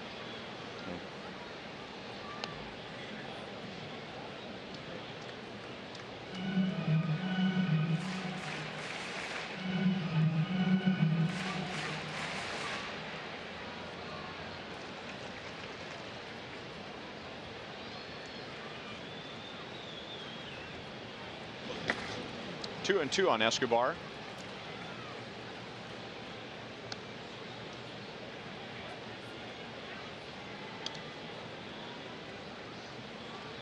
The Royals scored 2 in the second inning. Escobar and Butera drove in the runs. Minnesota just scored in the top of the 6th on a Vargas home run. Escobar, right field, sinking, a dive and a catch by Kepler. Oh man, showing some athleticism. I thought that ball was going to drop. Look how far he was from this ball. Nice play.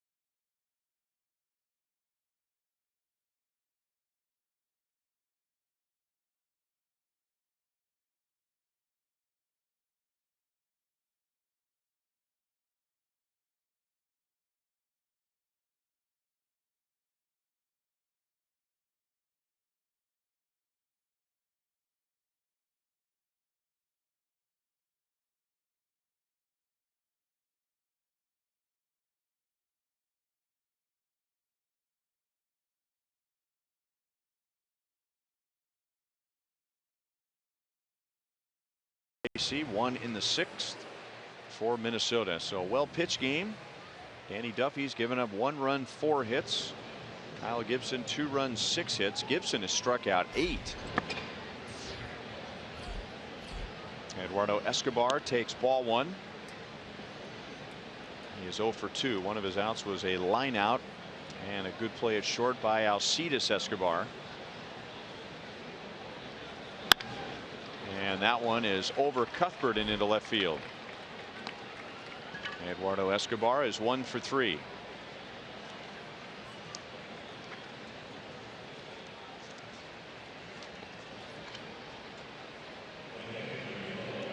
'85 pitches thrown by Danny Duffy. 25 of those were in the first inning. 11 of those 25 were against his first batter. Jorge Polanco had an 11 pitch plate appearance which resulted in a walk. But Duffy's been rather pitch efficient since. And a strike at the knees to John Ryan Murphy. Murphy was kind of buried in the Yankee organization, stuck behind Brian McCann and Gary Sanchez. And I remember when the Twins traded for him, there was some talk about him becoming their regular catcher, and Kurt Suzuki becoming the backup. But this is just the 24th game for Murphy, and he's batting .151.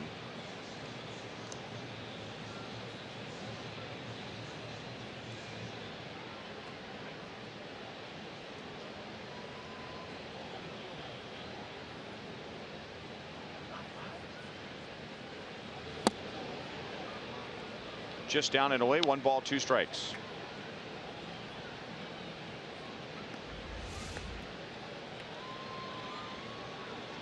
Good location, exactly where he wants it.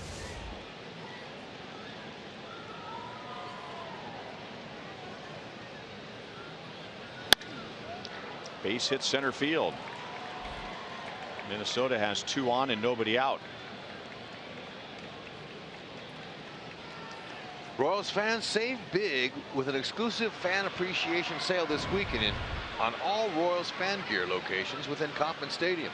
The sale will start tomorrow and run through Sunday. Most merchandise will be 30% off, including Royals caps, t-shirts, jackets, and more. So be sure to purchase your tickets now for this weekend series at Royals.com and get all the best Royals merchandise at the lowest prices as we salute the best fans in baseball. 30% off.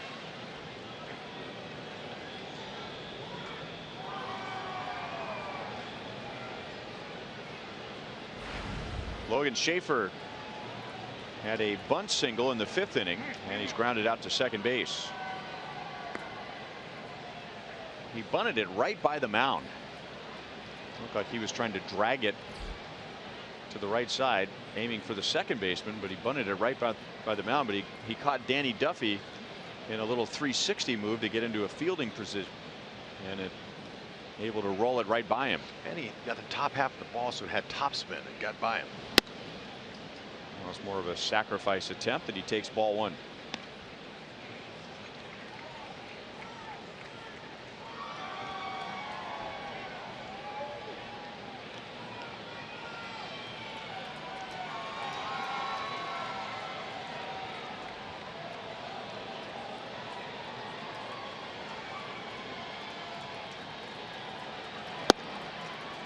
Now he takes a strike, 1-1.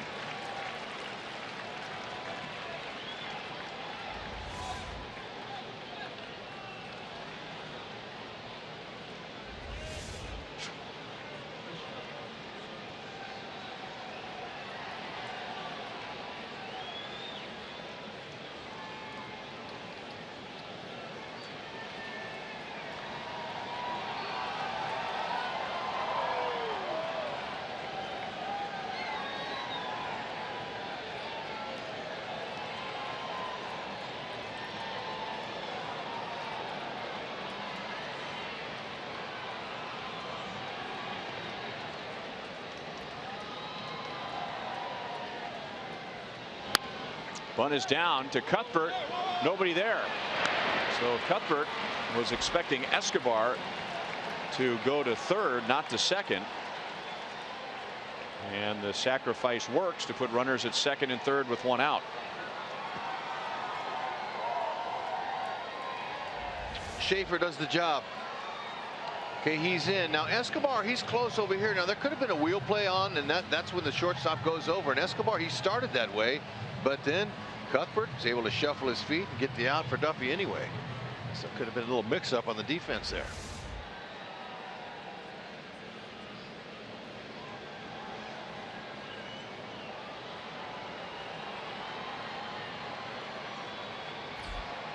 And now the number 9 hitter Buxton with runners at second and third and 1 out. And he's got a good swing, and that's going to drive in 2. And Buxton can fly.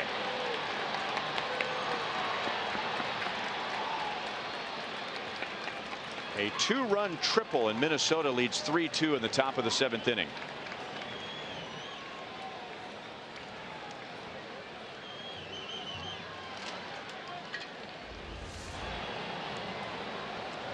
Breaking ball stayed up. 85. He split the gap perfectly. Buxton's been swinging the bat well tonight. He's lined out, walked, and just split the gap perfectly there.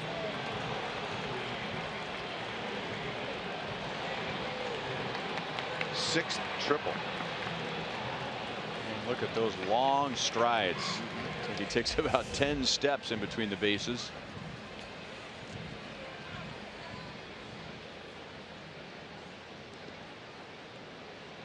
So after 5 scoreless innings, Duffy's allowed 3 runs in the last 2 innings, and now the Twins are beginning their 4th time through the order. And the Royals will bring the infield in for Jorge Polanco.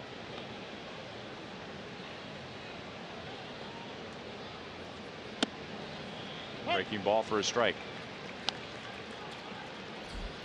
So there's Chris Young getting ready in the Royals bullpen.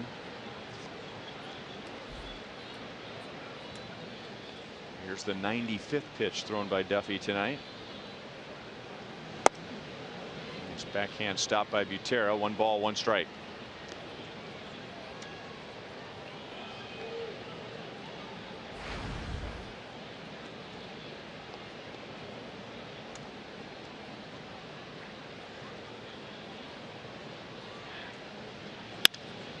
Another base hit and another RBI. 4 hard hit base hits for Minnesota. The only out was a sacrifice bunt. And the Twins have a 4-2 lead with 1 out of the 7th inning. Yep, they are certainly getting to Danny.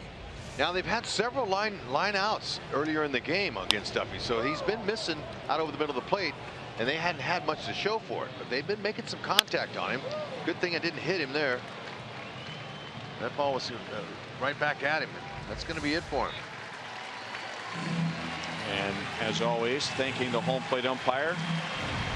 And Duffy, who's had a great year, still gets a nice ovation as Chris Young is a Chevy call to the bullpen.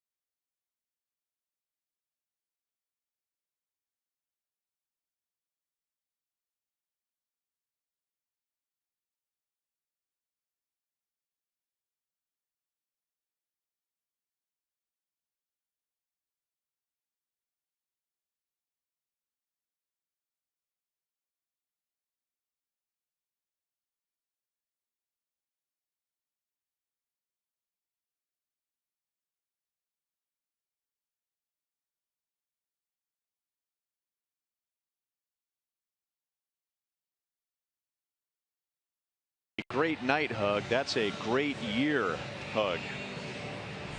Danny Duffy 12-3 coming into tonight with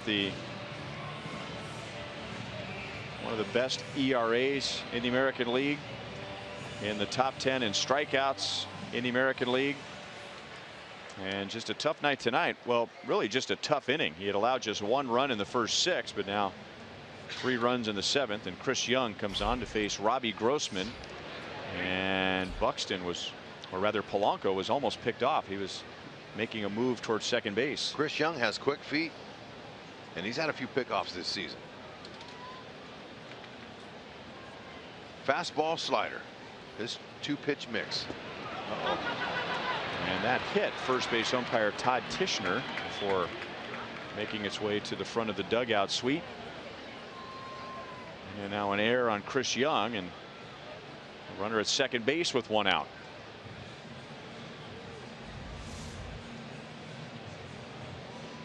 He just pulled the throw. Haas did all he could do to reach out there and stop it, but guy.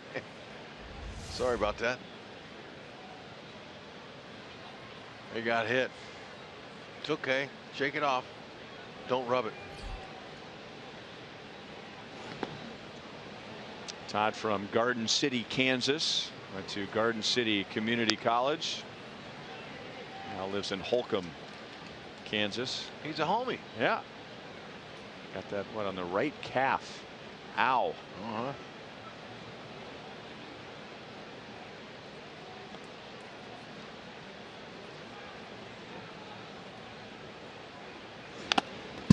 Off of Drew's mask. 1-1 on Grossman.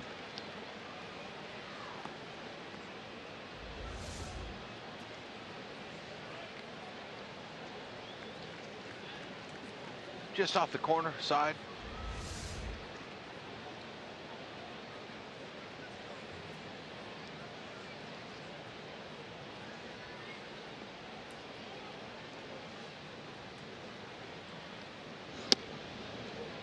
Two and one.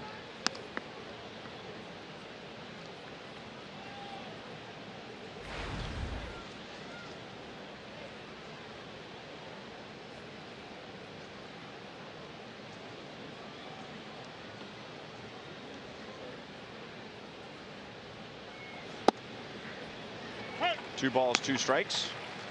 Ned Yost was asked today what he thought went wrong for Chris Young this year after an impressive debut with the Royals last year, and Ned felt like maybe as much as any Royals player he was affected by the short off season, that not having the full 5 months to both rest and recover and get ready for the next year, that maybe he just wasn't quite where he wanted to be when opening day rolled around. Well, it's possible. We know the stressful innings that these, especially the pitchers, threw last season. Some of them were with the team the year before in 14. And it's very difficult to do, to go to 3 postseasons in a row. But I agree with that. Call it now. Butera very delicate with his last 2 steps. He knew Cuthbert was coming down the line from third. No, Butera is a smart man. Well, Cuthbert crashed into Salvi earlier in the season and almost put him on the disabled list. And so ever since then, those little foul balls up in there, gotta be a little bit leery. So is Cuthbert. Cuthbert's a little gun shy over there now ever since. Remember that? Had Salvi not lifted up his foot just off the blade of the grass, just off, it would have busted his knee or had some damage to the knee.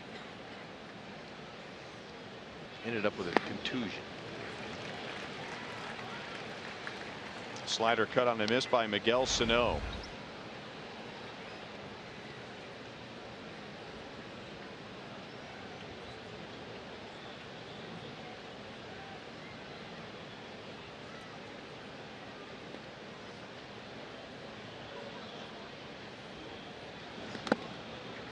Off of Butera's leg, and that'll get Polanco to third. A wild pitch. You know, another thing about Chris Young, you know, in his career he's had to fight quite a few injuries. He's had surgery on his shoulder twice. He had thoracic outlet surgery just 3 years ago, this same operation that Luke Hochevar had this year, and Kyle Zimmer and the Royals minor league system had. And so he's got a lot of mileage on that shoulder. That's line foul, as do every other 37-year-old pitcher that's still in the game. So it's not a knock on him at all to say that, you know, there's some guys in the game that just need that full off season to feel like they're right when spring training begins. Yeah, and not to mention the 12 years in major leagues. It's a lot of games, a lot of throws, but Royals will have plenty of time to rest this winter.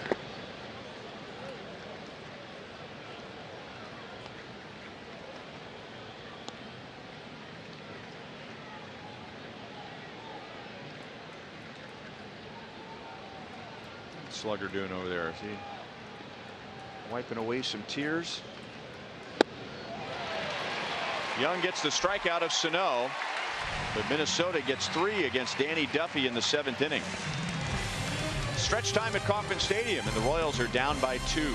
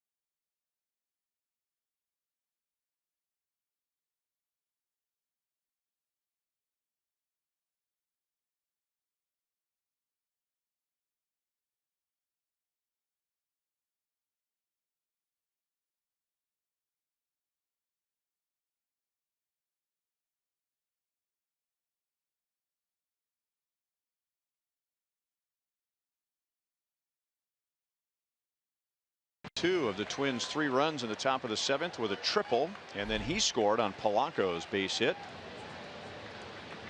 And Kyle Gibson pitches with the lead for the first time tonight, and he's pitched well. That's inside to Cuthbert. This is probably oversimplifying, but there are probably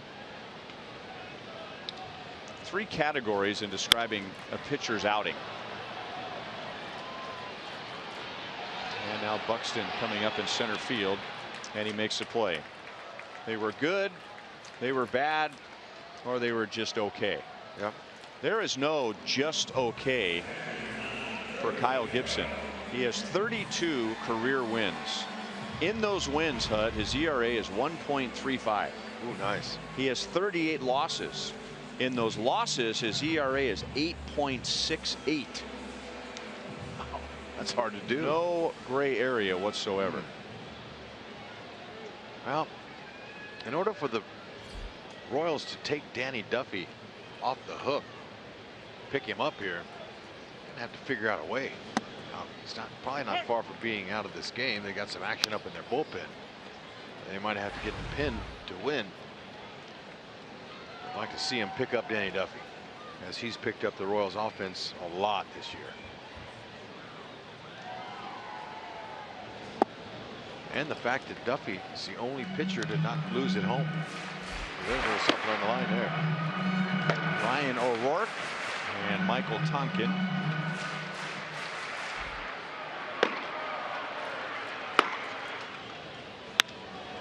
And that's shot into right center field. Drew Butera, who already had good numbers against Kyle Gibson. He has 2 more hits tonight, and he did that with an 0-2 pitch.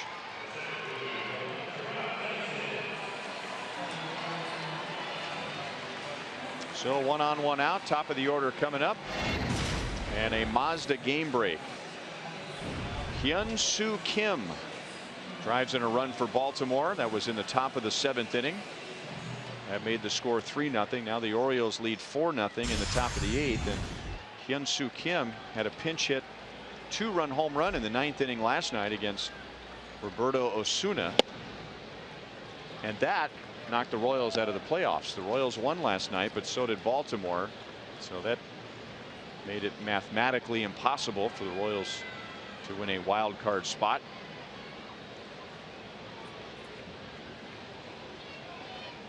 Hyun-Soo Kim ended up getting some big hits for the Orioles this year. When the Orioles were here early in the season, boy, the pitchers were just knocking the bat out of his hands. Remember that? And remember that's third week of the season. And Sung Woo was all over us. Remember that? Yeah, Sung Woo. Yeah, our South Korean phenom, phenomenal fan. Yeah. He took to Twitter and he just blasted us. Well, we were just. Yep. Ooh, man, that's going to split it. Yes, it will. It is now a one-run game, and the tying run is at third base with one out. So the Twins got a big triple in the top of the seventh, and now the Royals get a big triple in the bottom of the seventh. Gerard Dyson with a timely 8th triple of the season. That was nice. On contact, you could tell. Now, that was a ball right up over the middle of the plate. Belt high. Good level swing. Gerard Dyson been really impressing a lot of people with his adjustments, choking up on the bat. Level swing. And he's finishing very strong. Matter of fact, in his last 20 games before coming into tonight, a .351 average. 2 doubles, 3 triples, plus 1 tonight makes it 4. And he's 8 for 8 in steals in his last 20 games. So this is what you call a guy finishing strong here. Strike to Whit Merrifield. How many times has Whit Merrifield come up in this series with the tying run at third or the go-ahead run at third late in the game with 1 out? Is this the 4th time? I'm thinking, you know what, though? He's the right man in the right spot. Sinker baller, find a hole.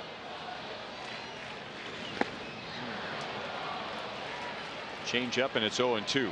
Now he's going to have to go to fight here.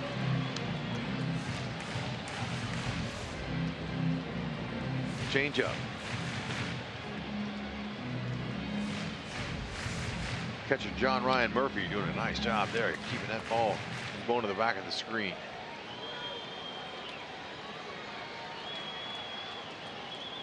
Butera got this started with a base hit with the count 0-2. And Whit fights it off, and it's still no balls, 2 strikes.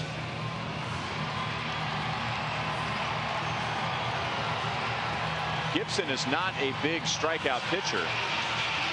He has far fewer strikeouts than innings pitched. But tonight, he is 1 strikeout away from tying his career high, which is 9.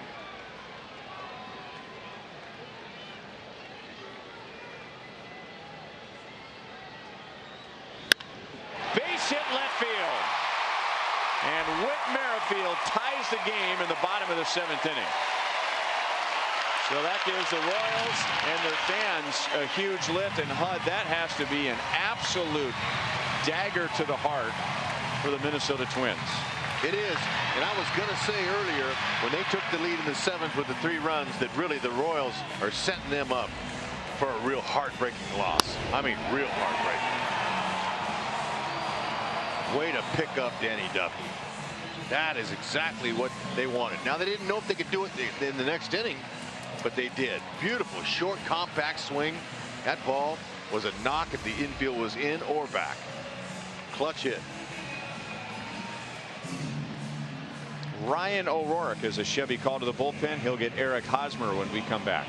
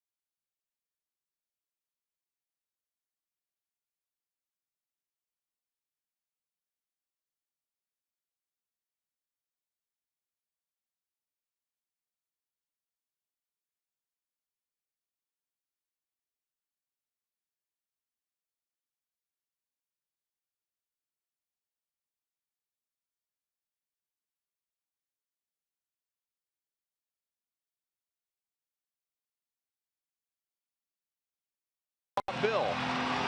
Hello, Bill. That's Witt's grandfather, Witt's sister Costner, and they are sitting with just to the right of your screen. Ileana Hosmer taking in the game, and just saw Witt driving the tying run with 1 out. The Royals have 2 big hits in this inning with the count no balls 2 strikes. And Paul Molitor brings in the lefty Ryan O'Rourke to face Eric Hosmer. So the Merrifields are cheering. And now Ileana's hoping to be cheering soon as Eric faces Ryan O'Rourke, left-hand specialist. Yep, he's going to be sweeping that slider away, but the way Brian Murphy's setting up, looks like he's going to throw him a fastball up in there. His fastball's 90 to 93. Slider changeup.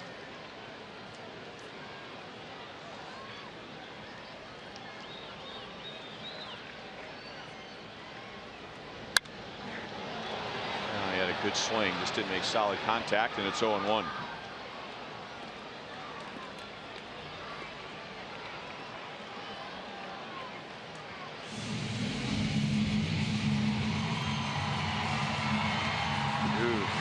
I always like to have that one back.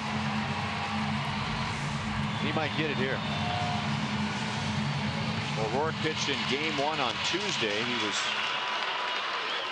one of 8 relievers for Minnesota, and he came on to face a left-hand batter. It was Alex Gordon. And tonight, Eric Hosmer. He is matched up with Hosmer 1 time before tonight, and O'Rourke struck out Eric.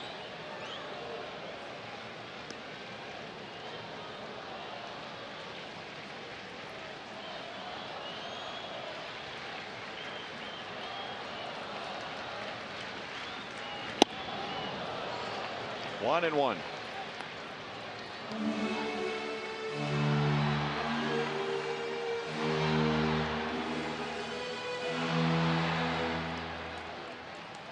Gotta love this fan support. Look at getting those great shots of the fans in the seats. No one looks unhappy. They look happy. Ooh, good pitch there.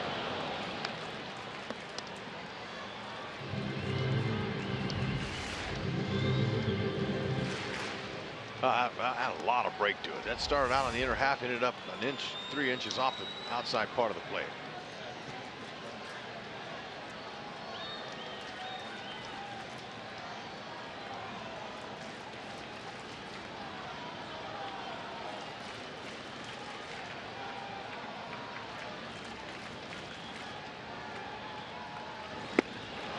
Got him with a breaking ball down and away. And Paul Molitor is already out of the dugout. So O'Rourke has done his job in this series. He has come into the game twice. Both times to face lefties, and both times he gets a strikeout. It's a big breaker. Haas is just a little bit anxious.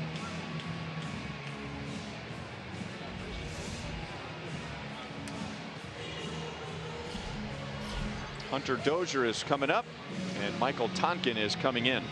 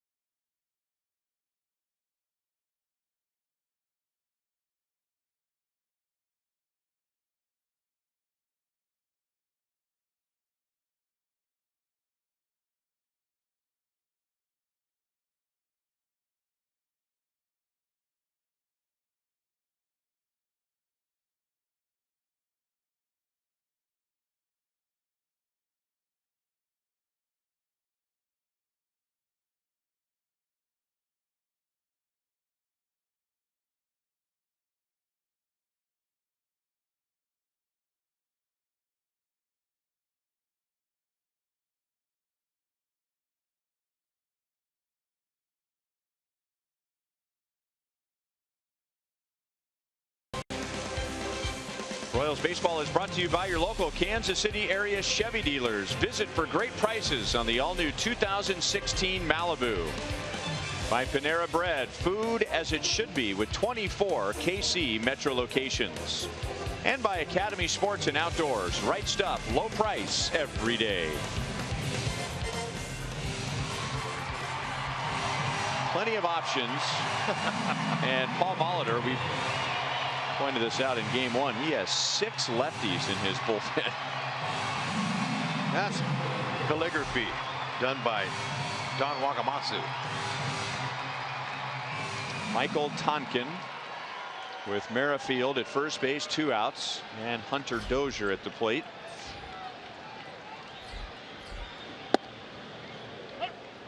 Dozier popped out to the second baseman Escobar in the 5th inning. Royals had a 2-1 lead going into the 7th, and Minnesota scored 3. And the Royals have answered with 2. Tonkin's a mid-90s fastball, slider change.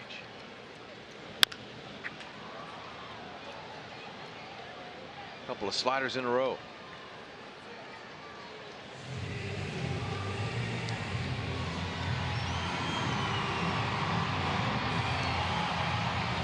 Whit Merrifield on an 0-2 pitch tied the game with a base hit to left field.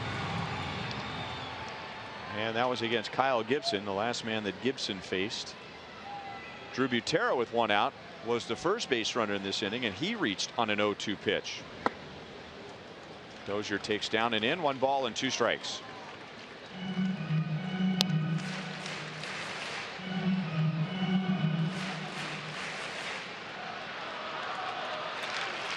$29,566 are here tonight. It's an awesome crowd. I thought there was about 30.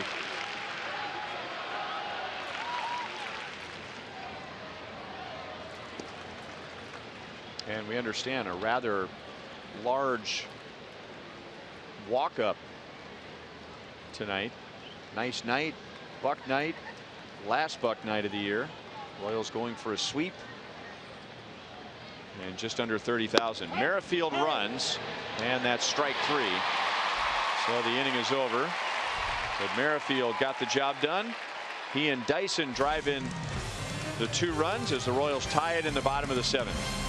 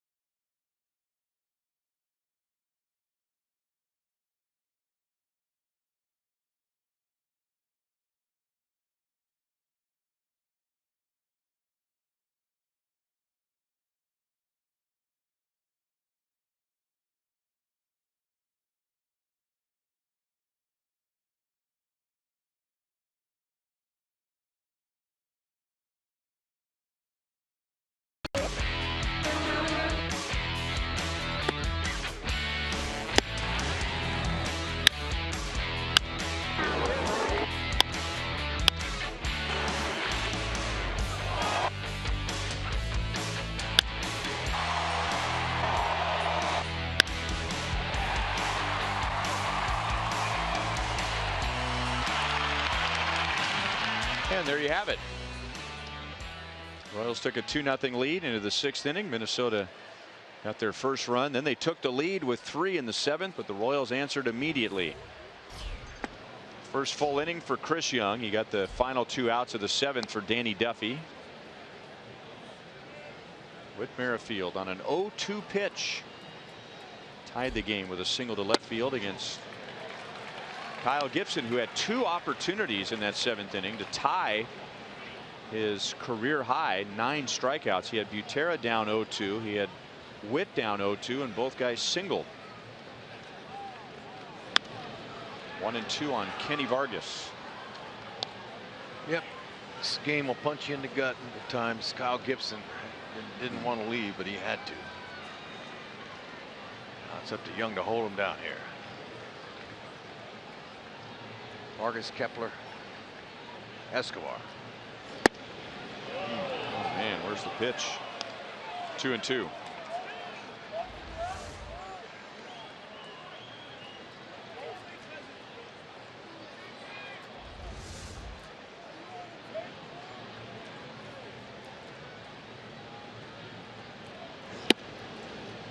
Full count on Vargas. Max Kepler is on deck, and then Eduardo Escobar.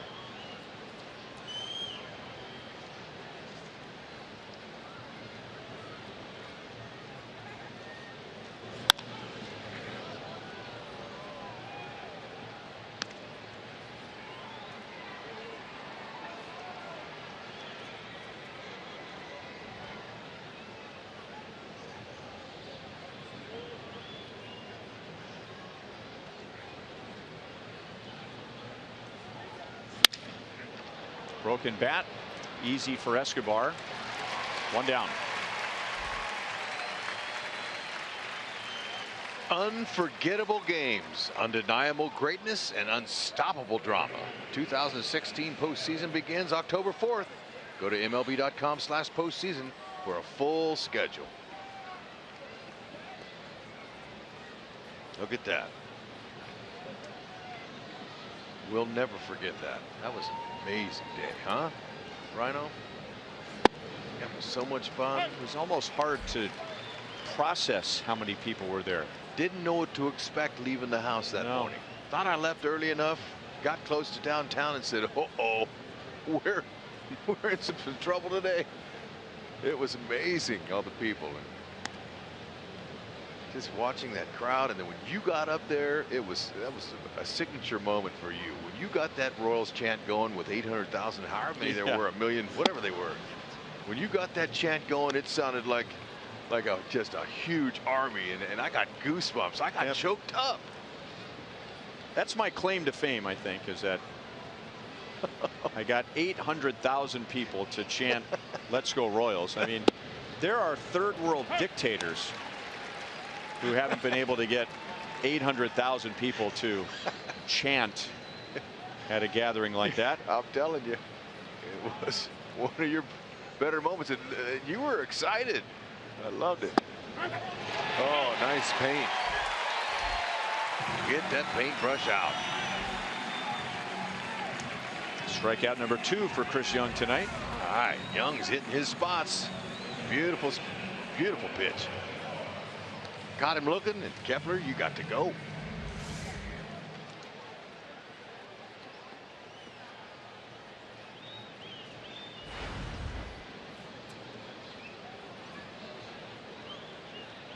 Eduardo Escobar with 2 down.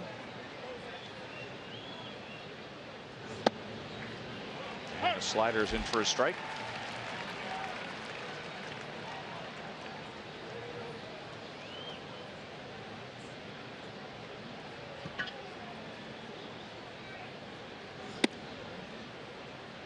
Fastball got away from him. 1 ball, 1 strike.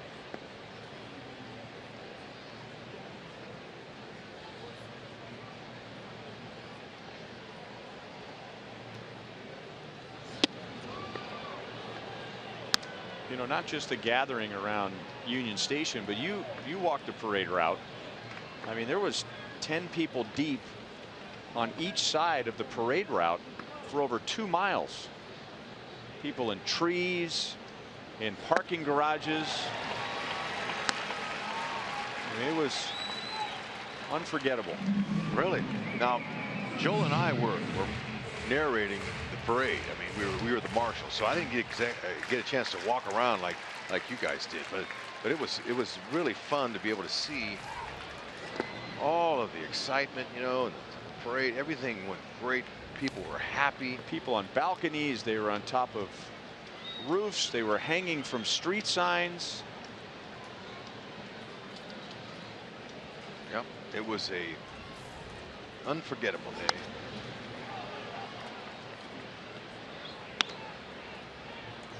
The fact that there were hardly any arrests or any stuff like that. 3, wasn't it? Yeah, there was everyone was so happy. It was joyful. Nobody got upset. That's just foul. And I remember as soon as we got off the stage, we went to the back room where everyone was gathering, and somebody with a concerned look on their face said, "We need you to go back out on stage. There's a few kids that have been separated from their families."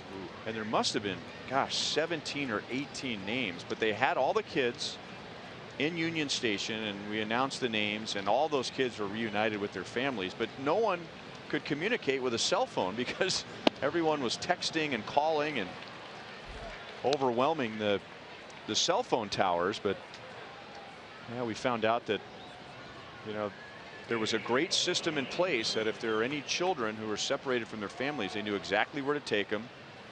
And it didn't take long for moms and dads to ask a police officer or somebody, you know, "I've been separated from my child. Okay, here's where you go." And it was just so well organized.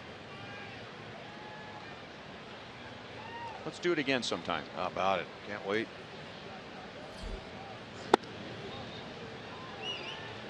John Ryan Murphy, he was part of the 3-run 7th inning. He singled and scored.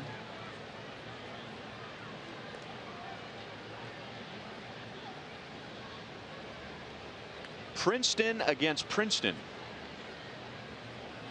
Chris Young against John Ryan Murphy.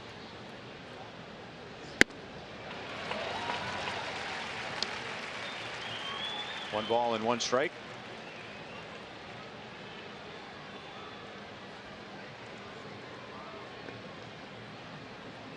One of my former teammates and a good friend, Scotty Bradley, is the manager, head coach there at Princeton.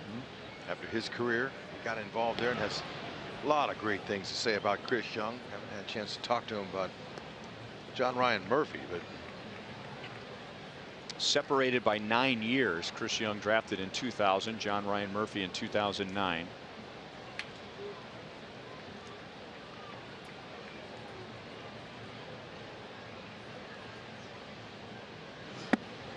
One and two. Scott Bradley, I believe, has a small role in one of the greatest plays in Royals history. Was it not Scott Bradley who hit the ball that Bo Jackson ran down in left field and threw out Harold Reynolds from the warning track? that is correct.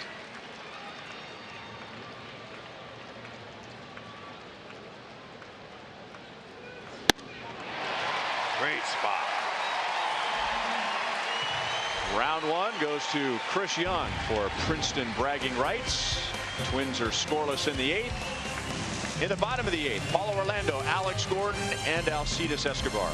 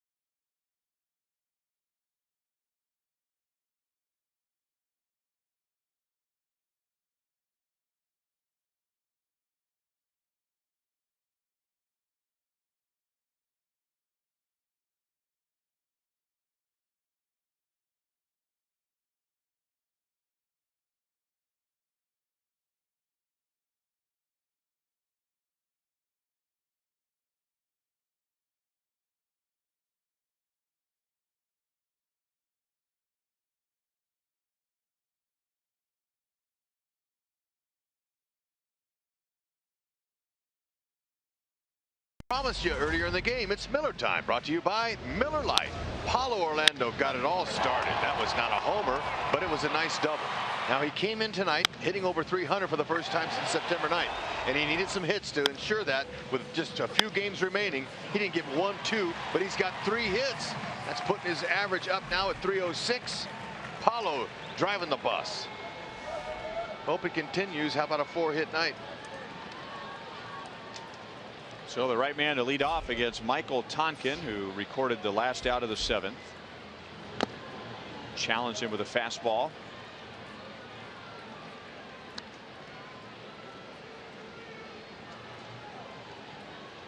The Royals are 15-3 against Minnesota this year. Only 2 times in Royals history have they won 15 games in 1 year against one team, and both times against the Minnesota Twins. 1 ball, 1 strike this year and 3 years ago. So a win tonight, and the Royals win 16 games against one team in one season for the first time. And the Royals are 9-0 against Minnesota here. Ground ball, base hit left field. And Paulo Orlando has a 4-hit game. There you go, Paulo. That'll give you a little cushion in there to ensure that you hit 300 in the big leagues for the first time. That's beautiful.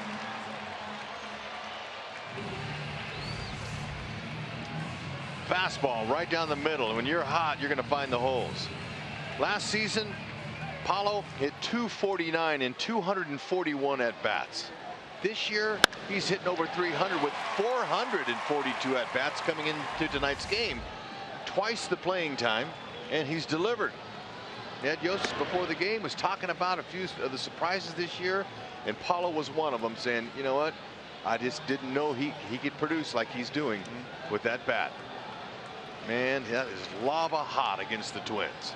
16 games, the Twin killer.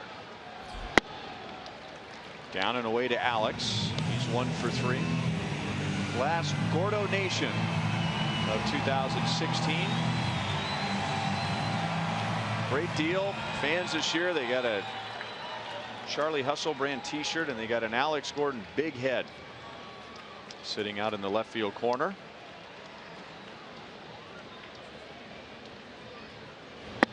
You know, those Charlie Hustle t-shirts are comfortable too. Those are real nice. Very soft. Put it on. You can do anything in it. Now, Paulo, he's got 14 steals. As those folks are basking in their Charlie Hustle t-shirts.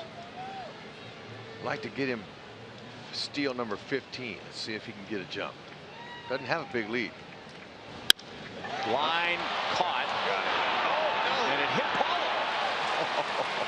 They had an easy double play there.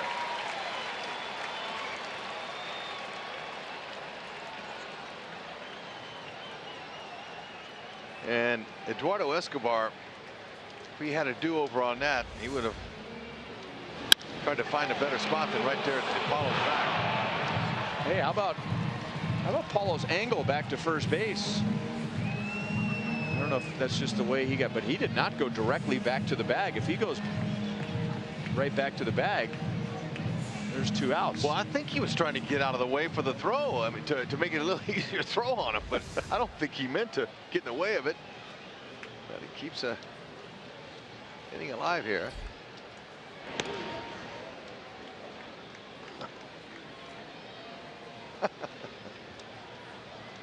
He is motioning toward Escobar.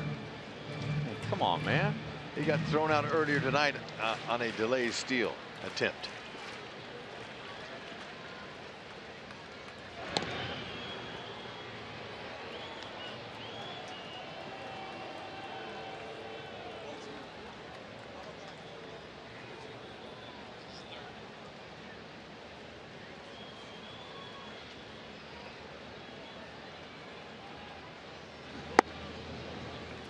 Ball 1 to Escobar.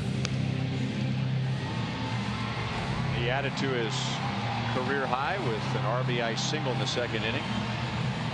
54 runs driven in, new career high to go along with a career high 7 home runs. Maybe a hit and run candidate. Paulo runs. Escobar swings.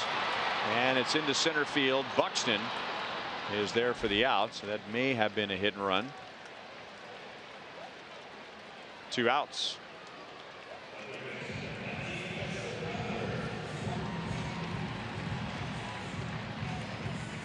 Paulo have his head down as he was running to second base, or did he peek in? No, he peeked. Okay. Escobar tried to trick him, but it didn't work.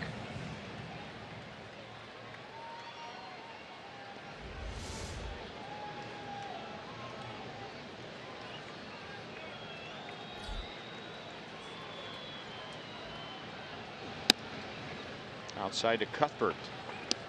Chesler is 0 for 3 tonight.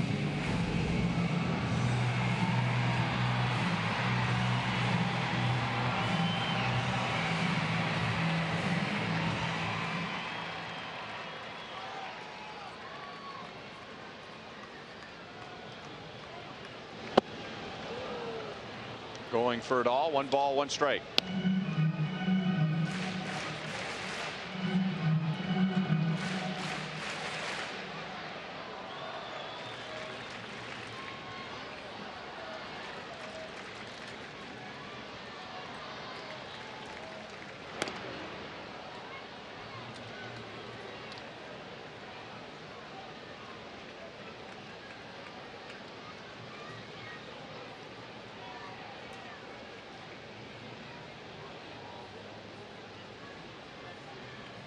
Paulo runs again, and Cuthbert fouls it off of Murphy.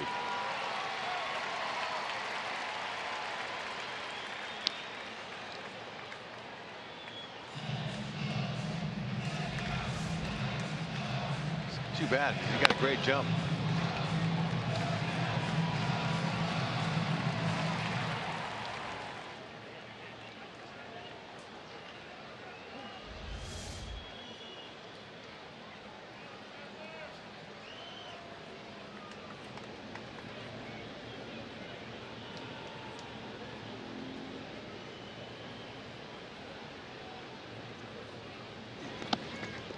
Walked by Murphy.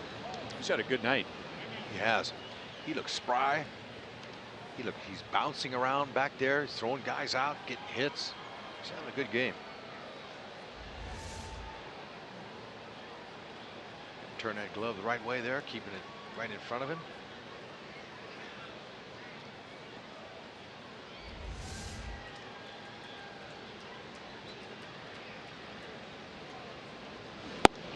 Strike 3, inning over. Chesler didn't like the call, so the Royals get a leadoff single, but Paulo never gets to second base. And we head to the 9th. And that's why Chesler didn't like it. Royals 4, Twins 4.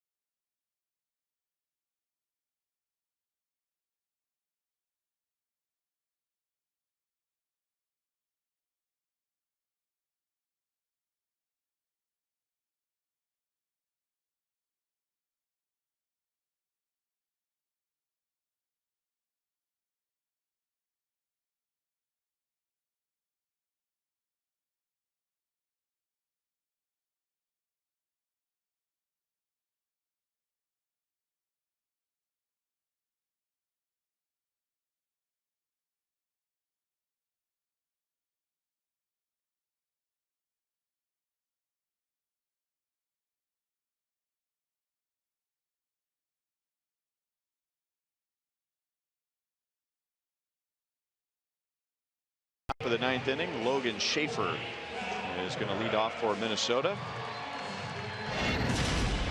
And a Mazda game break as we look at the upcoming series with the Cleveland Indians, the final 3 games of the year for the Royals. Yordano Ventura, Edinson Volquez, and Ian Kennedy will pitch for the Royals.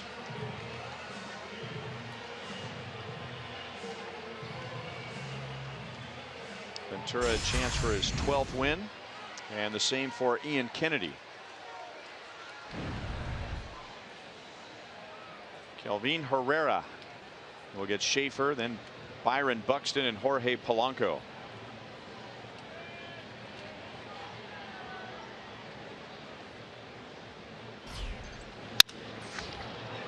And Merrifield goes up to get it.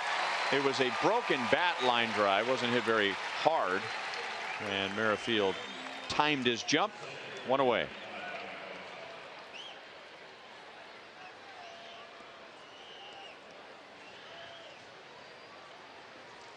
Herrera's blazing fastball is going to break a lot of bats. Changeup does too, because it gets them off balance and they hit it off the end.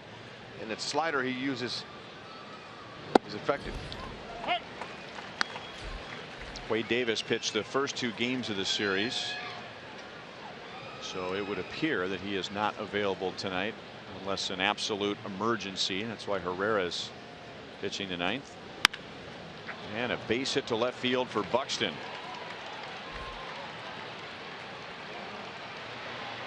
He will hold with a 1-out double. Buxton hit a big 2-run triple in the 7th inning, which gave Minnesota the lead, and now he's the go-ahead run at second with 1 out. Hit the ball hard 3 times up. Got 2 hits out of it and a walk early, but not slider. Just stayed up out over the plate at 81. Sped his bat up.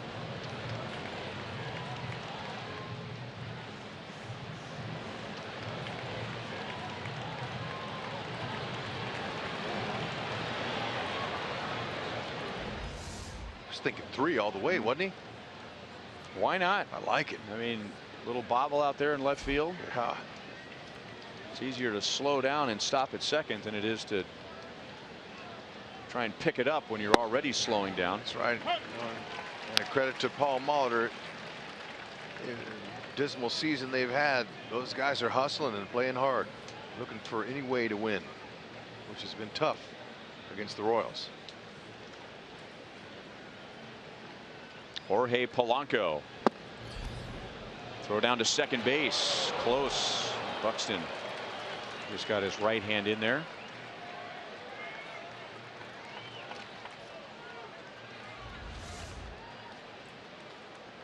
Yeah, like 3 or 4 shuffle steps off. Almost got him.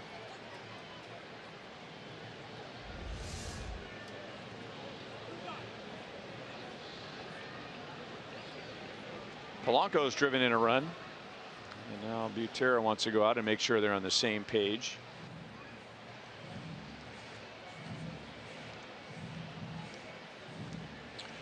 Well, Herrera wants to make sure not to give too much attention to Buxton, because it's Polanco and the next hitter Grossman that can hurt him.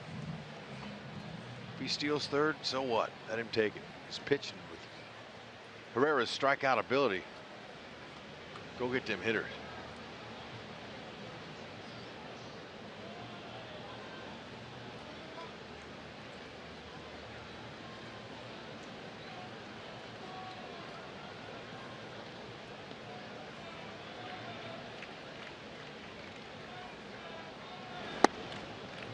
Two and one on Polanco.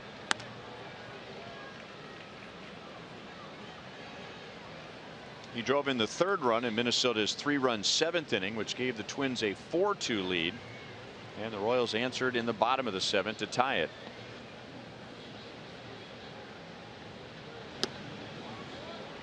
Three balls, 1 strike. In game 1, we had a 3-3 tie from the 5th inning to the 11th inning. Last night we had a 2-2 tie until the Royals scored 3 in the 8th. So we've had 3 close games with the Royals winning the first 2, and now here we are 4-4 in the 9th. changeup. 3-2 on Polanco. Oh man, that changes speed. That'll do it. Got him way off balance, twisted him up like a pretzel.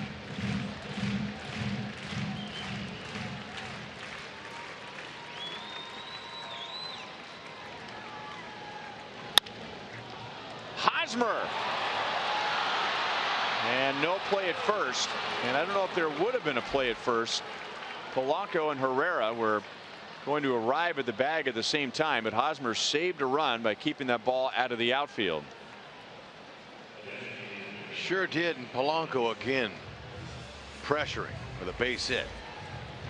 That ball was a short hop pick. Haas, man, he came up with that nice. Then it fell out of his glove, and by then it's too late, but still another chance for Herrera. Herrera did not react immediately to go to first base, so even if it didn't fall out of his glove, that would have been a very close play at first base. It's a hit. And now the go-ahead run is at third with one out. And Robbie Grossman at the plate. Changeup is outside, ball one. Yeah, I'm not so sure that Herrera, had he broke on time, even that they would have made it. Now Haas wasn't expected the ball to fall out of his glove, but great save.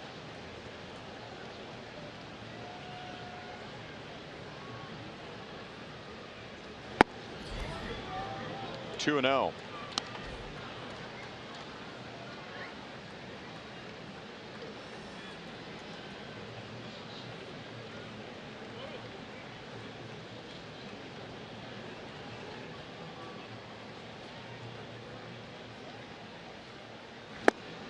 Changeup on 2-0 and a 91-mile-an-hour changeup. Oh man, and just in the right spot. That's where you want that pitch, down and out of the zone.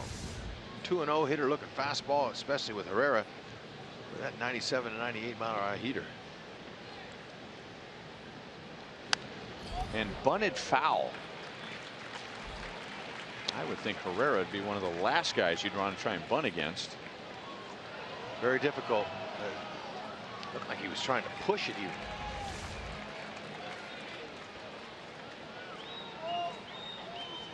Well, the barrel of the bat was down. It's tough to get it on the ground when it's at that angle.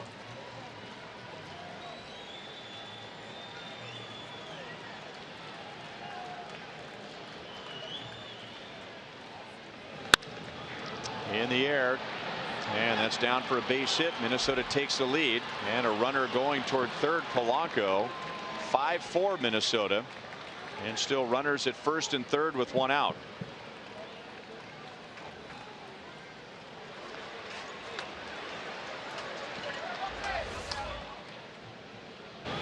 Changeup. This time Grossman might have been looking for it. Much better swing. Looked like he was not fooled on it. Hit it off the end of the bat, deadened it just so Dyson couldn't catch it. And a good read by Polanco. He saw it down all the way from first base and made it to third with less than two.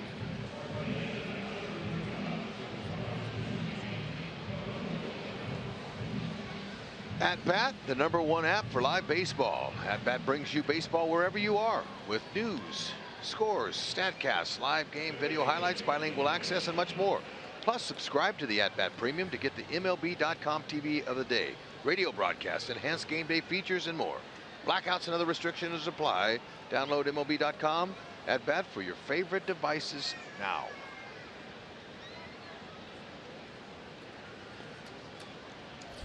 Power against power, Herrera and Sano.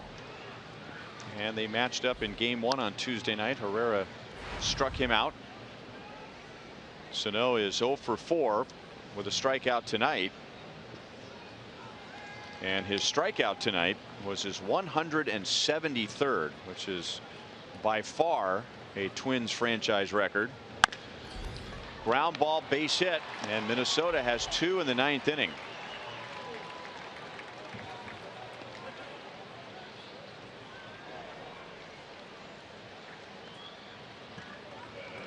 Herrera seem a little rushed to you tonight? Yeah, you know, he looks like he might be coming out of his delivery, a little bit quick, but you know, the Twins, you have to credit them here. They are taking these at bats like they're the last ones they're ever going to get. Ball was 3 inches in off the plate, so you got to credit Sano for pulling the hands in and finding the hole. Grossman, that changeup he hit like that, he stuck that. That was nice. That was a good at bat. We're seeing some really good plate appearances here.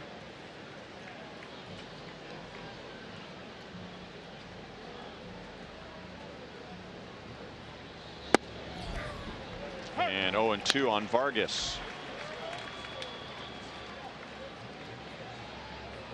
2 hits for Vargas, both extra base hits, including a home run in the 6th inning.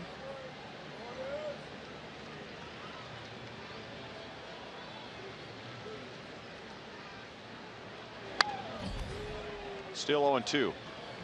Tonight is the 3rd time in Herrera's last 6 outings that he's given up 2 or more runs. 3rd time in his last 6.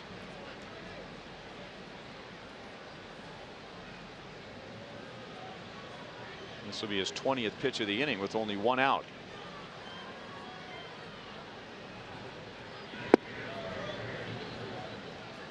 One and 2 on Vargas.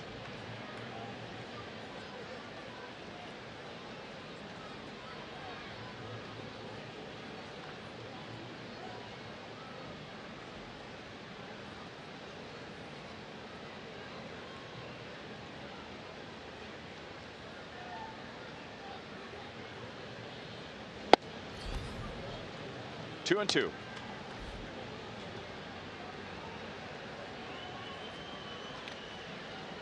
Vargas has displayed his power potential in this series.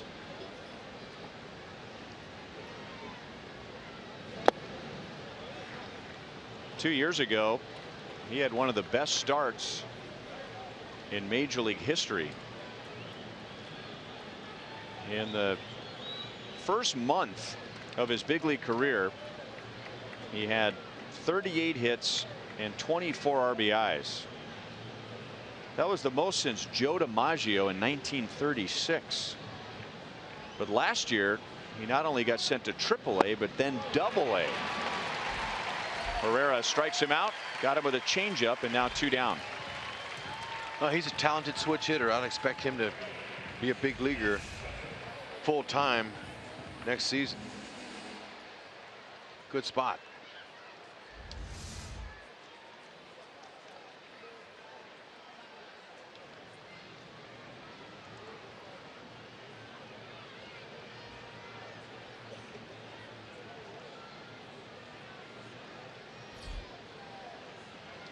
And now Max Kepler with 2 on 2 out.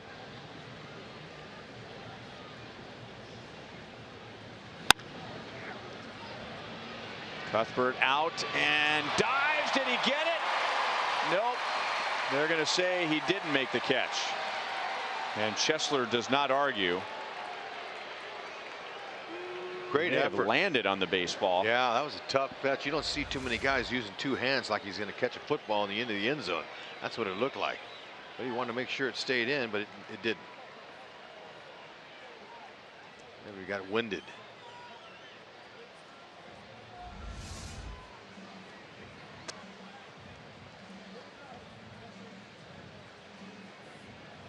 Boy, getting the wind knocked out of you is one of the most harmless injuries, but it's also the most painful. Just hitting the heel of his glove, and he had to reach out for it.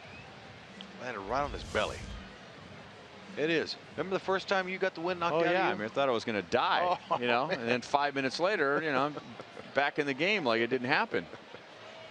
I never thought I'd breathe again.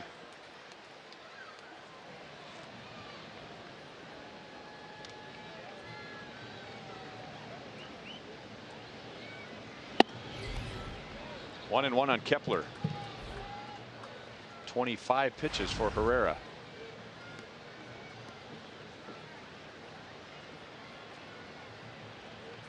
Now, it's not that Herrera's just throwing cookies down the middle. That at bat that Grossman had, if you looked at that at the Fox tracks, everything was down and away from him, but most of them were changeups, and so that got him, Grossman, looking for the changeup, and there's another hit. And here's Grossman around third. The ball gets by Dyson, and Vargas goes to third. Dyson throws to third, and Kepler goes to second. And Minnesota has 3 in the 9th inning.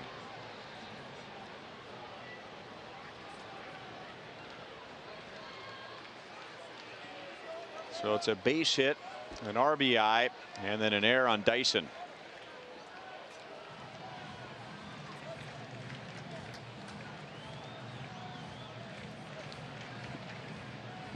Sano goes to third. I said Vargas. Sano is at third. Kepler with the RBIs at second base, and Kelvin Herrera starts the 9th inning, but he does not finish the 9th inning. It'll be Brooks Pounders out of the Royals bullpen.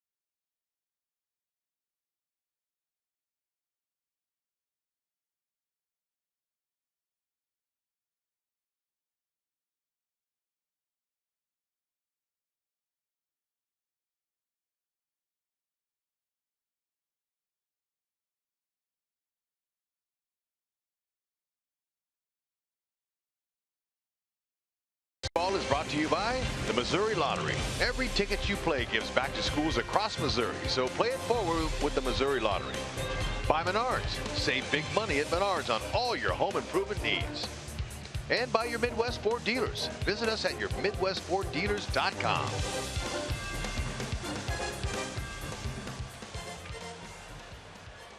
Well, you have to give the Minnesota Twins some credit.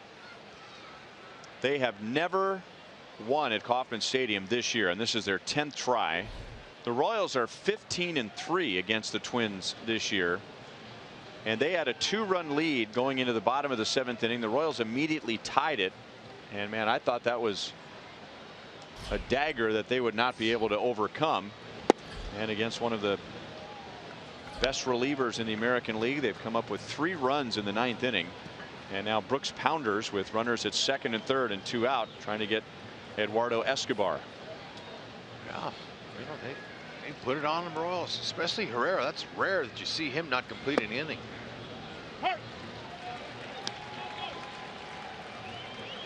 Pounders fastball slider.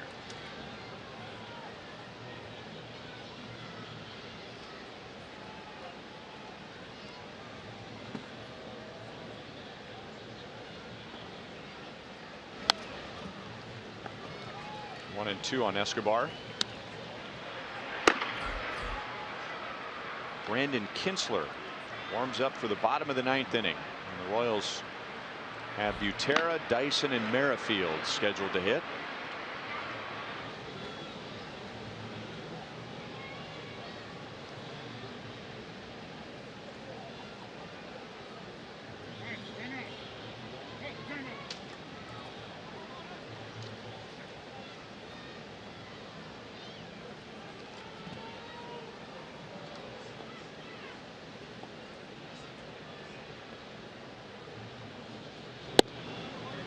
High with a slider, 2-2. That's a pitch that Brooks has really worked on this year. He was more of a curveball pitcher, but made the adjustment and went to the slider. He's been working on it all year, and when that slider is on, that is a tough pitch to hit. That one was out over the plate, but pulled on the ground to Merrifield, and that'll do it. Minnesota bats 8 in the 9th inning, and they score 3. So Kinsler on for the save, hoping for his 16th. Butera, Dyson, and Merrifield are coming up.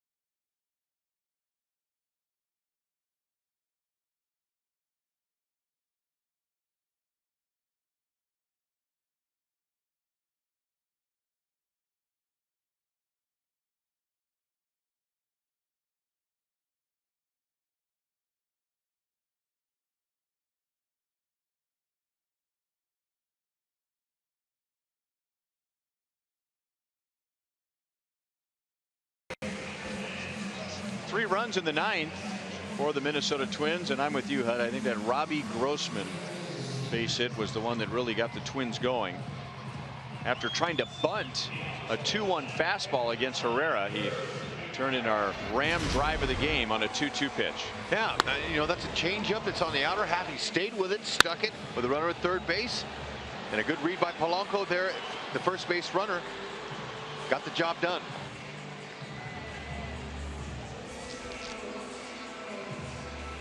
You know, Grossman, he's coming in to tonight now hitting 279. With that hit, he's over 280. I mean, he's a pretty good hitter. This guy's switch hitter.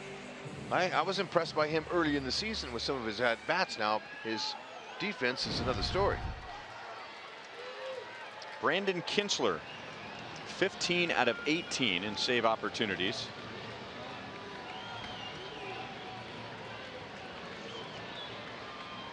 Drew Butera taking all the way, looks at a strike.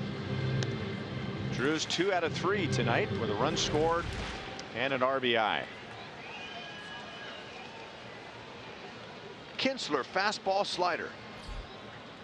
2-pitch. 1-1.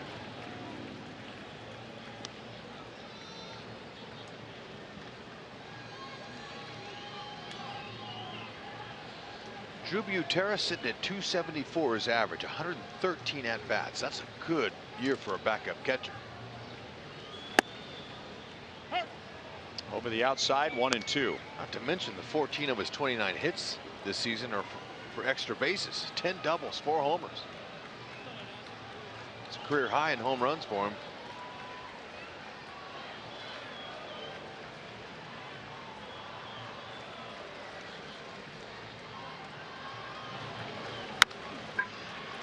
Going to be a tough play, and Sano scored out of his hand like a wet bar of soap. And Drew Butera has his 3rd hit. Yeah, he said, "What happened?" He looked at Russ and said, "What happened?" Well, Kinsler said, "You know what?" He just said, "Against that, I'm not going to do that now." Now that play there, that was a desperate play by Sano, and didn't happen. Now the Twins would like to have Sano be their everyday third baseman in the future for sure. but he has some defensive issues as well. Here's Dyson. Line base hit center field. Man, he almost took Kinsler's cap with it. And just like that, the tying run comes to the plate with nobody out in the 9th inning.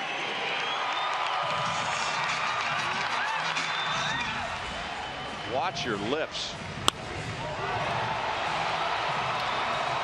Chuck and duck.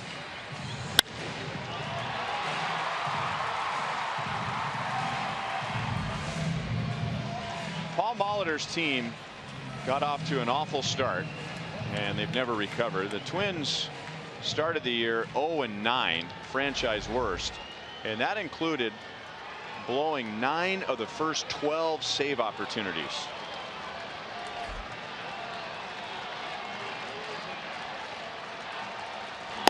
Outside to Whit Merrifield. Well, their all-star Glenn Perkins didn't help when he went down early.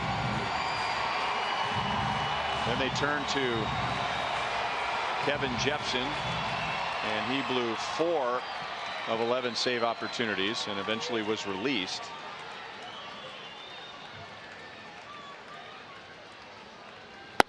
Two 2-0 on Merrifield. And that is the worst way to lose, especially when you're getting a season going, is losing leads late in games. No, it's been a painful year from start to finish for the Twins. Kinsler's given up 5 home runs.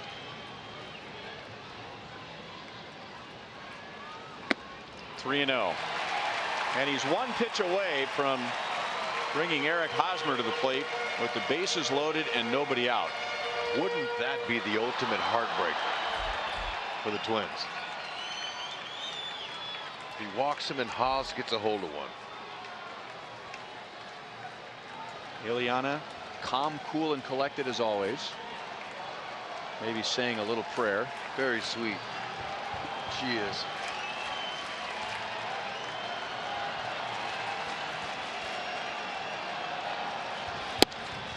Three and 1. Ileana 2 seats down from Whit Merrifield's grandfather Bill. And Whit's sister Costner in between Grandpa Bill and Ileana.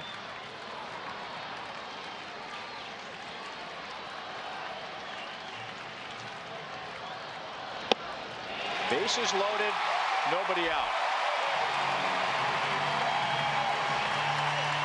And can you even begin to imagine the thoughts that are going through Paul Molitor's mind? No.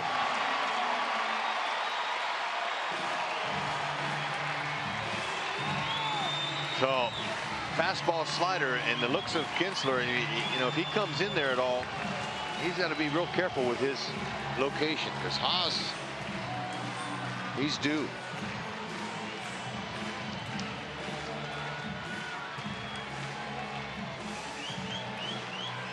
Butera reached with an infield single. Dyson hit a rocket into center field for a single, and now Whit Merrifield, a 5-pitch walk, setting the stage for Hosmer, the Royals' leading RBI man.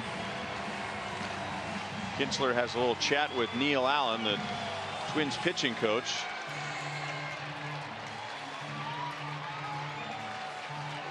Yep. Now, when I said Haas is due, not that he's due for a homer. He hit one last night. He's due tonight.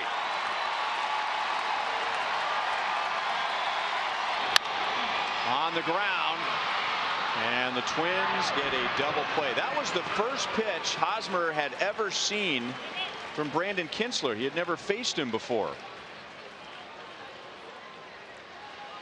If he waits a tick longer and goes to his strength to left center field, he might have got that. But he just jumped out. He's a little anxious tonight. The pitch is on the outside of the part of the plate, and he tried to pull it. And now the crowd reacts as Hunter Dozier is the scheduled hitter. And Salvador Perez pops out of the Royals dugout.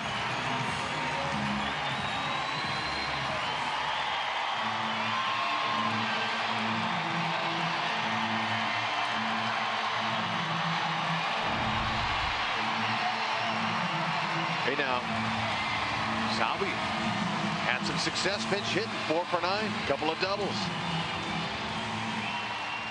He's only missing one thing, that's a pinch hit homer.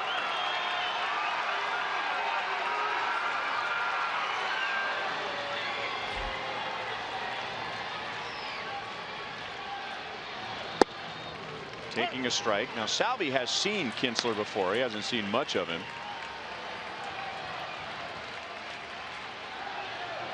2 at-bats, 1 hit, and that hit was a triple.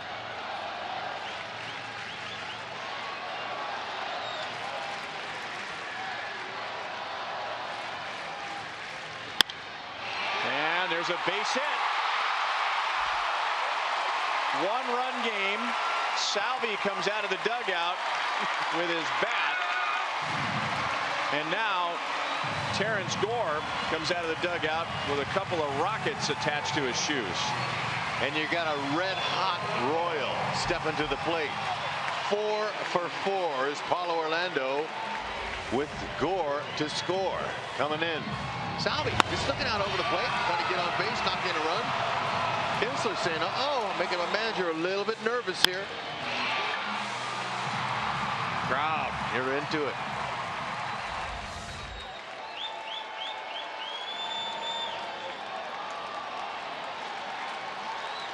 Five-hit games are rare. Be really special. Paulo can find a way to split that gap. Typically, he's a very aggressive hitter the first 2 pitches in an at-bat. But with Gore over there, you might want to take 1 or 2, see if you can get him to score in position. Because he likes to go on first and second pitches. Oh man, very close to ending the game with a pickoff, and the Twins say, hang on, we want to take a look at that.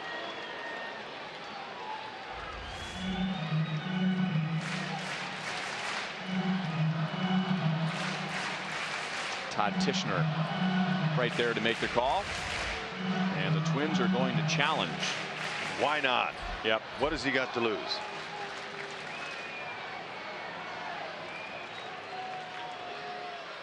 Gore just was going to leave on the pitch, and he just got caught leaning towards second base. And let's see, the throw was good. It was to Vargas. Ooh, I don't know. This game could be over.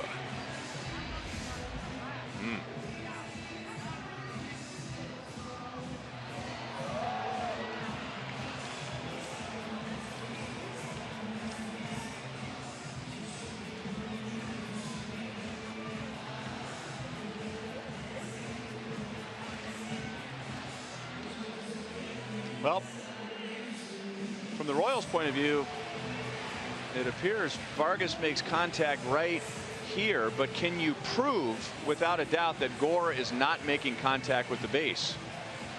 Not from that angle. I can't prove it.